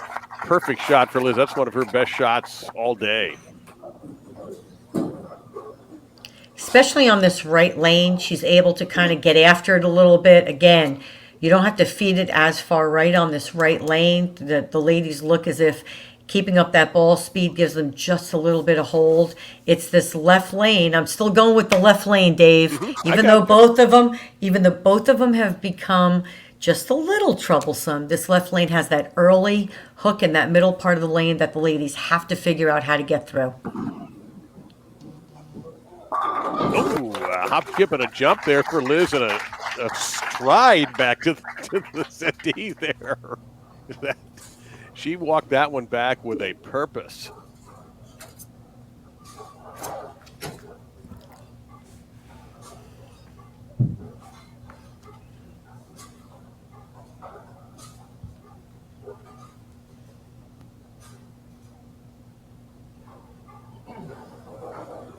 Brianna, number 1 seed for the first time this year. Liz did it in Rockford, but lost to Stefanie Johnson.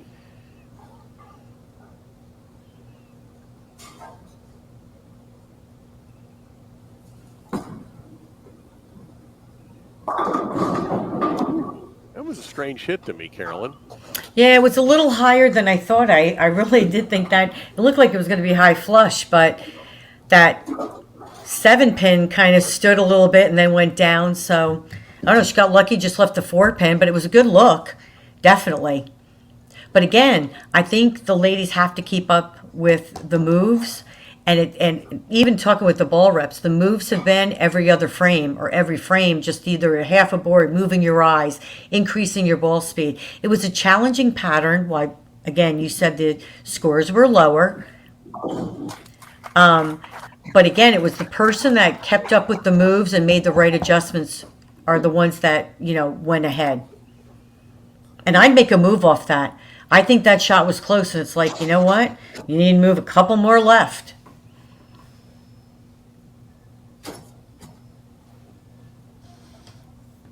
I think she has asked for a re-rack on the left lane. As Emil points out, if you're the number 1 seed, your record, not good. In fact, Sunday was the first number 1 seed, Brianna Clemmer, to win.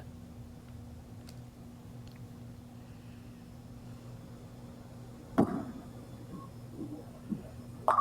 that had to be money right there. What a gorgeous shot from Cote.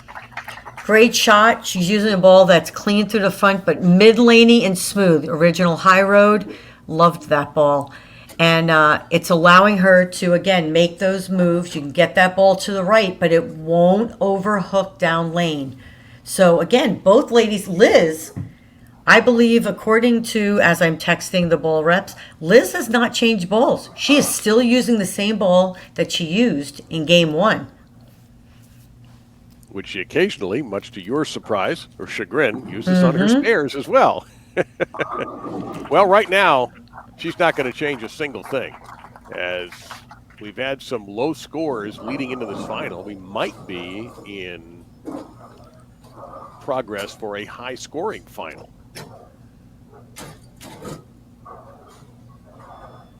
Three in a row for Culkin. And they haven't been cheapies either. They have been flush.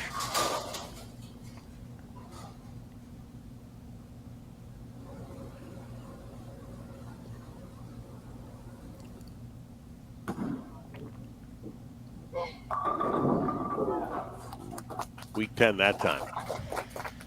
You heard her say hit. Looks like she got that ball actually rolled up a little sooner. Didn't have as much gas at the end there, leaving the flat 10. Something very spareable. I'll tell you, Liz's game has come a long way. She was much more rigid when she first started the tour. And again, great bowler, had a lot of talent, but much more rigid, much more deliberate. And now it seems she's, smoothed out that where she initiates her swing, smooth that out a little bit. She doesn't hold on to the ball as much in the back, and it has really taken her to another level. She was also an outstanding college bowler at Nebraska. Yep, powerhouse. Itself, yeah. In women's bowling, that's just really at the top or near the top every year.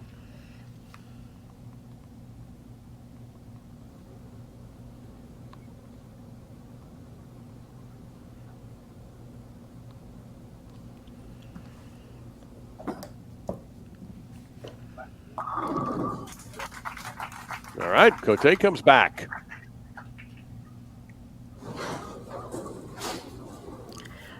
The one thing I always talk about with Bryanna is when she went down to 14 pounds, I love the ball speed she has been able to create.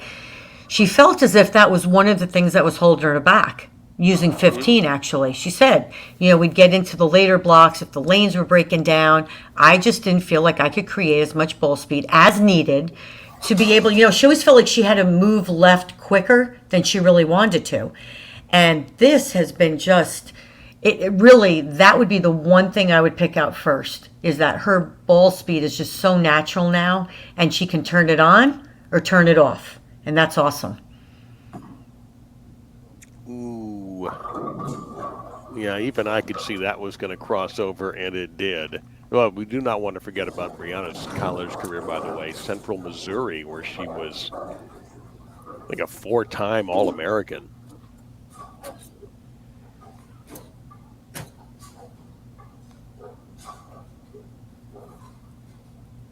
So an opportunity here you do not see that often. A 5'9".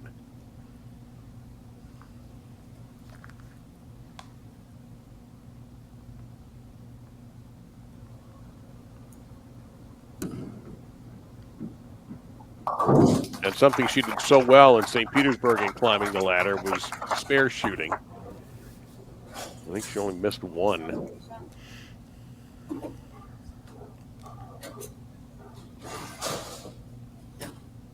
Now, there were pairs this week in talking to everyone where as you made the move to the left, and if you did get it too far right down lane, it didn't quite come back.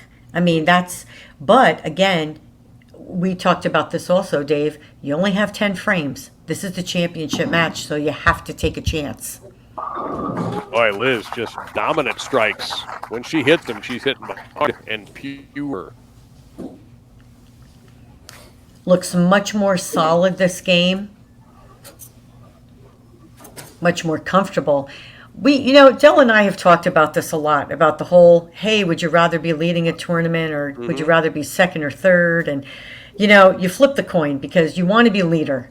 Because honestly, you only need one game, you win, boom, the worst you can finish is second. But boy, it sure is nice to know what the lanes are doing when you're coming onto the TV pair. You don't get a lot of practice when you're not bowling, when you're waiting. And whoa, wide right there. Unexpectedly for Liz Culkin. And there is a picket fence staring at her. Yeah, that just looked like a bad shot. But of course, I just mentioned if she did make the move, there were ladies who told me that once you got to a certain point and got that ball to the right, it never hooked back. I couldn't really tell from the angle if she had made the move deeper. Well, surprising error. Not an easy shot, as anybody's ever had to shoot that will tell you. But an open frame, and this is what Bryanna did so well just 3 days ago. Whenever someone made a mistake, she seemed to throw a strike. Both players making huge moves today. Liz Culkin started the day at the last person to have made the cut in 12th, and of course she's 5th. And Bryanna started the day 8th and had this 10-1-1 match play record that put her in the number 1 position. And a chance here to see if she delivers.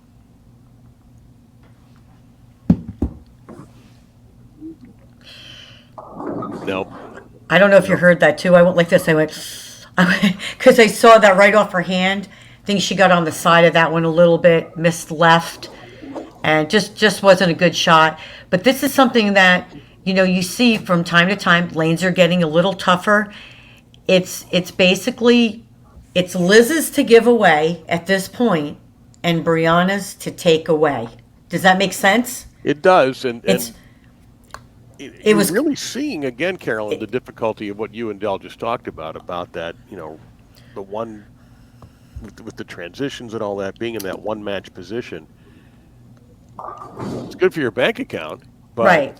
you know, But the other part of that was even with last week, it was Brianna's to take and Brianna's to give away, which you don't ever want to give away a tournament.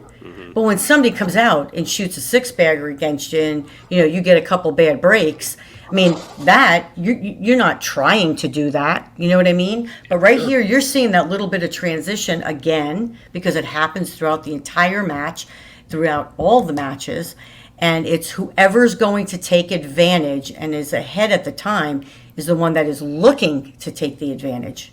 Culkin up by 15. Looking out again. Boy, she has had a hard time. Looks down at the approach of that left lane. She's crossed over or gone through the face more than she has not. She did make a move. I know she was looking at her feet because she is sliding further left than she started. So again, I think she's making the move, trying to get ahead of it.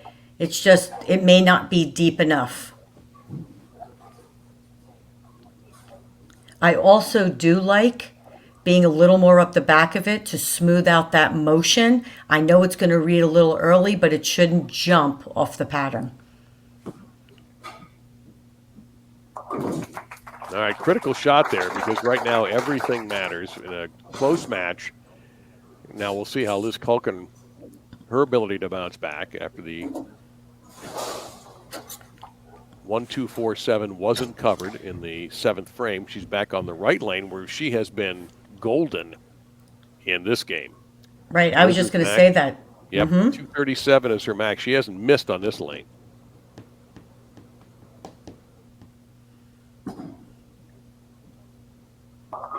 And then she goes through the face and looks at like, what am I doing?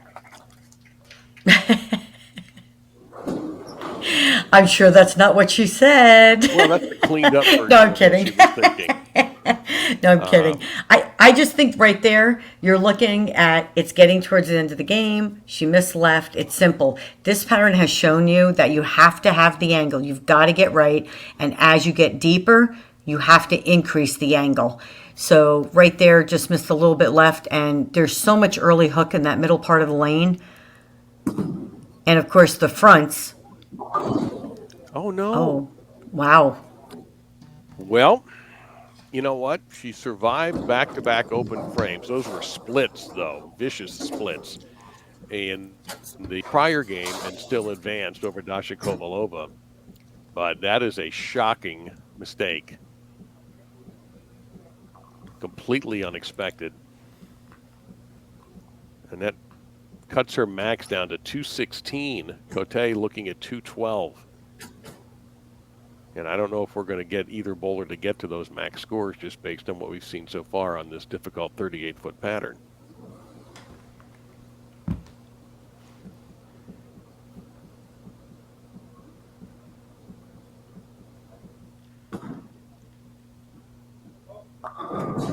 No, soft 10.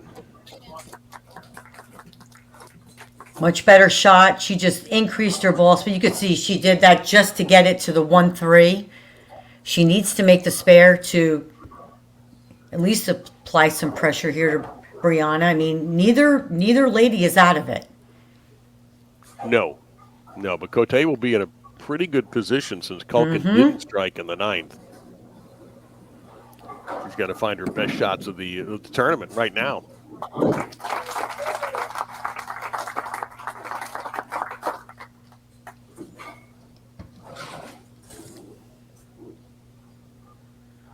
Did I read her lips and she asked for a re-rack? Yes, she wants a re-rack on the right.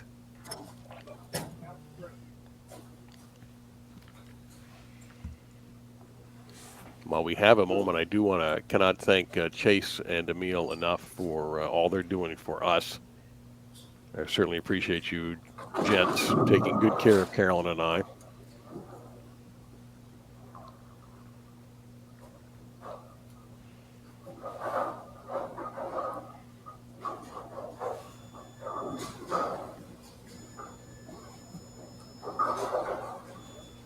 Well, strike here goes a long way for Brianna Cote.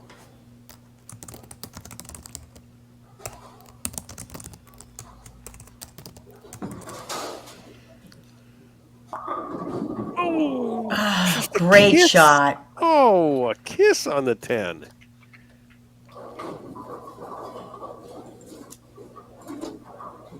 It's okay. This is not over yet. Needs to make the spare.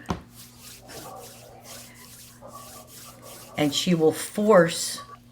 She makes the spare and strikes out. She forces Liz to double. It'd be a 201. And Liz then can strike out for 206. That's a lot of ifs, and we haven't had anybody totally go off agree. the sheet in the 10th. You know, we haven't seen that tonight. First things first. Yeah, she's gotten really, really good at that. Making clutch spares. And as Carolyn, I'll beat you to it. Folks, make your spares. That's right, Dave. Tell him. Well, that was your conversation on Sunday, and you're so right. Yes, And it sounds yes. so simple, but executing that, especially when you're fighting for a title and this match has about 5 real life minutes in it left. That's when it really counts, and she's done a magnificent job with that.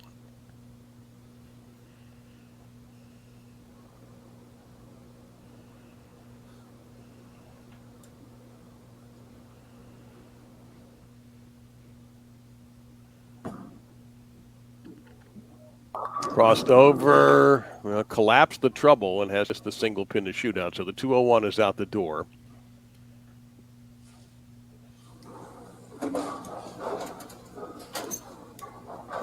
$190 now is what she's aiming for. Still going to force Liz to mark.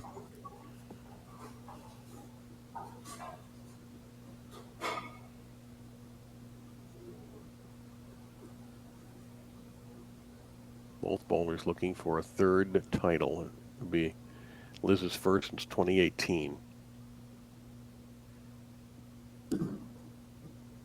All right, no trouble. Made it look easy.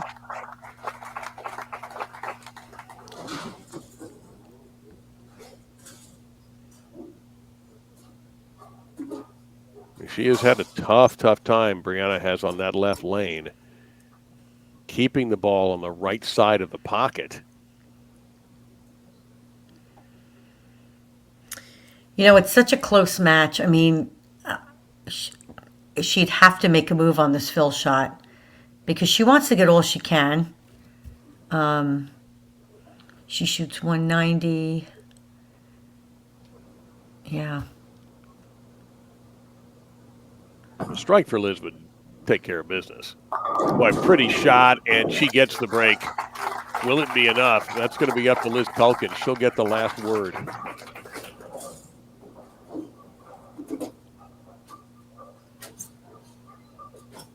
A mark and some count. Now, she went high last time and then has been rock solid on every shot. So the last shot was the only one that she didn't strike on this lane.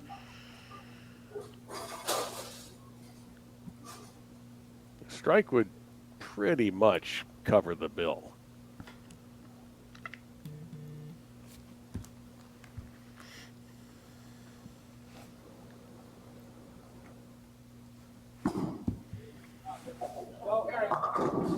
Ooh, there was a 7-10 there for a blink of an eye. Almost. Ooh. Well, got to make it. Spare and 6, but spare is first.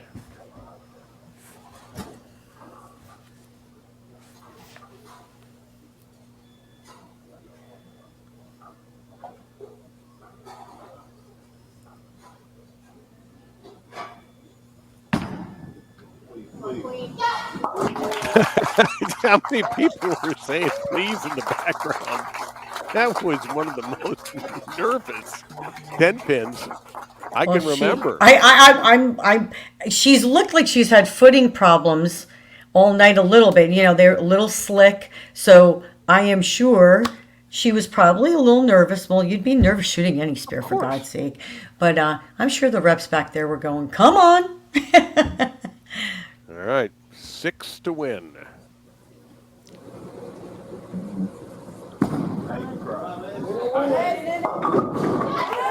She got 7. it. Gets it by 1. Boy, does that not sum up what this night has been like? It was a real fight for these bowlers to get through, and Liz Culkin is. Congratulations, Liz Culkin is the Long Island Classic champion. How about a round of applause And Liz, for a Brianna native Cote? New Yorker too, Fantastic New York bowling State, so far. is back in the winner's circle. Her 3rd championship. You talk about earning it, going up the ladder. And you know what? She's got 3 titles, and every time she has come from the first match all the way through to the top. And for Brianna Cote, back-to-back runner-up Liz, come on out finishes. here real quick. So she has to be feeling, I think this one might be a little tougher, though, to take than last week. This is New York. Are you from New York? I sure am from New York, baby. 100%. How's it feel? Oh, I'm speechless. It's been 4 years since I won, guys. And when I went home, I said, you know what better way than to win in New York? I want to thank the Stefanie family for having us, Maple Lanes for having us all week. You know, you make the PWBA go, so thank you so much for having us. I want to thank my sponsors, Brunswick, Turbo Grips, Genesis, I Am Bowling, Sirens Markets, and Nobody Sausage. These are all guys that supported me forever.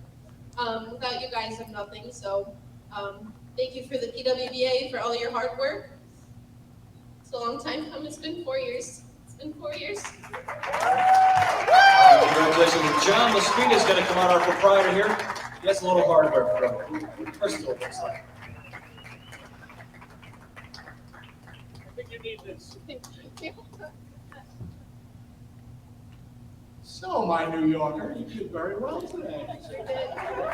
But you know, the people who, the women who compete in this, you want to root for every single one of them. It is amazing how skilled everyone is, how committed to bowling all of you are. I've loved you all for a long, long time. It's a joy to give you this. Someone else gives you a check. I was BPA president when I gave a check to DD and Davidson a long time ago for the US Open. So this is a great tradition, so keep doing it. Thank you all. And thank you, Maple Lanes family, bowlers, and staff. Can't do it without you. God bless you all.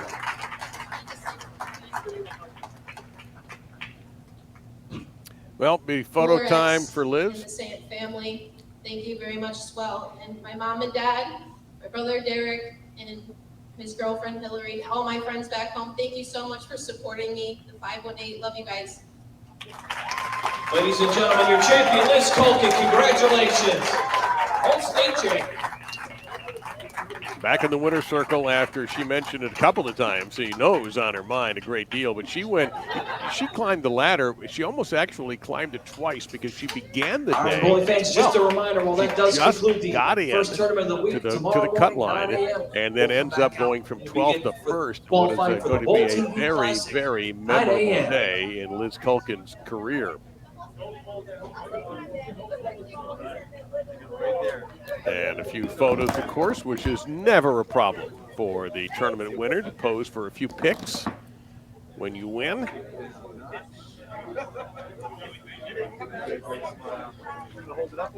Well, we had a lot of drama in this one, to say the least, and matches that came down to the 10th frame, matches that were tied after 8. This Yes. was, Carolyn, stressful. I'm slightly stressed after this. It was a nail biter because I do think as you see these lanes breaking down and you know there's a little bit of the nerves, it does come down to the people who make the biggest moves and the quickest moves, especially when you see the lanes break down the way they did.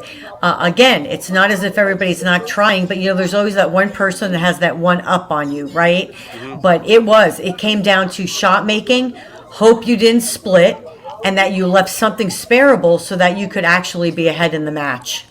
Well, it was eventful to say the least, and for Liz Culkin, a remarkable run from that position where okay, I made it and there she is. Well, you just 12th place to first. That's a move. That's the power move, right? Yeah, welcome back to the winner's circle. Thank you. It's been a long time, 4 years.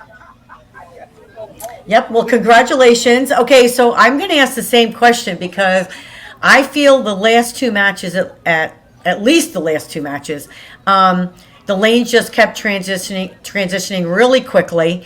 I personally felt it was whoever was going to make the moves the quickest and stay clean, which is kind of what it came down to. There were a few shots I thought you threw well, and that split. So tell us a little bit about what you saw out there, and were you comfortable ending on the lane you were on?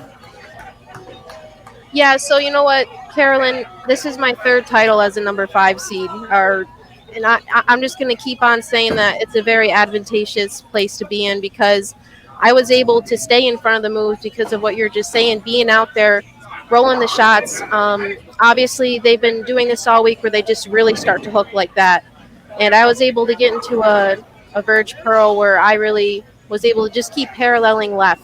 And yes, there was a couple of shots that I thought I threw really good that still hooked. The match against Dasha and Bryanna, I really concentrated on tumbling the ball and really staying behind it, so I just wasn't trying to get any reaction on the back end because they were hooking. But definitely being able to be out there and throwing the shots and following the transition is the place to be. Okay, now I have one more question before I turn you over to Dave. I'm sorry, Dave, can I ask? That's okay. Okay, so I do. I really want to know because, see, I'm into this new thing about really diving into really what the truth is and what bowlers are thinking. So when you were getting up in the 10th, because, I know it's nerve-wracking and everything, the lanes were changing, and you were strike, you had gone high. What were you thinking stepping up into the 10th? I'm not going to lie, I was real nervous, Caroline. I'd like to tell you that I was calm, cool, and collected, but... No, you should be nervous. That's normal. That's good. The number one thing I wanted to do when I went up there was I wanted to stay behind it and tumble it because I think the previous shot in the lane, I 3-6, I got around it a little bit. Right, a little bit. Mm-hmm. Yeah, and you just absolutely cannot do that at this point. So when I went up there, I said, you know what, if you flat 10, which I happened to flat 10, it's okay. So just get up there, stay behind it, and roll your shot, make your spare. Excellent. Awesome. Excellent. Congratulations. Go ahead, Dave. Well, the last thing I was going to ask you, Liz, you touched on it twice when you were talking there out there about it's been a little while since you've come back to winning. I know you've come close, and I'm sure that I can't imagine any kind of frustration you might have gone through. But now that is off your plate, off your mind a little bit, could this be something that opens the floodgates for you? I think so. It's been 4 years, and I know Carolyn can vouch for this because she bowled on tour. You start to think, okay, was it a fluke kind of thing? Am I mediocre? You go through all these different mental things in your mind. And, this year has been really good. I made a TV show in Rockford. I bowled really good at the Queens, led the Queens. So I've been knocking on the door, and I know everybody says that, but you have to keep doing it, and you have to keep putting yourself in the position to win. And that's what I did today, and I finished it out, and I'm hoping that this opens the floodgates because I'm ready for more. Well, Liz, our congratulations. Awesome. We are stressed. I can't imagine how much stress you feel. My parents are probably throwing up right now. I feel bad for them. Well, they're very proud of you. I can promise you that. Congratulations. And, tomorrow morning, 9 o'clock. Yep. Got to go to bed. Thank you. Our champion, Liz Culkin. Thank you, guys. Congratulations. Take care. Thank you. Carolyn, I'll talk to you Friday. Absolutely. For sure. Look forward to that. We'll have the next round of the Bowl TV Classic, as a matter of fact, from Maple Lanes. Completely different pattern. Who knows? Will Brianna Cote make a 4th straight show? And maybe this time back-to-back seconds.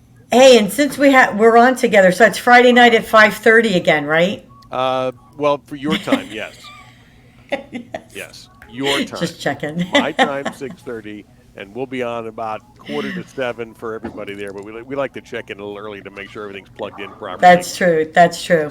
Well, I want to again thank you, Carolyn. It's always a delight. I want to thank Emil and Chase, Jason Thomas, and everybody at the USBC and the board, the BPAA and the BPAA board, Kegel, the official lane maintenance of the PWBA, the PWBA players and their membership. We really love these folks. They're so good to us.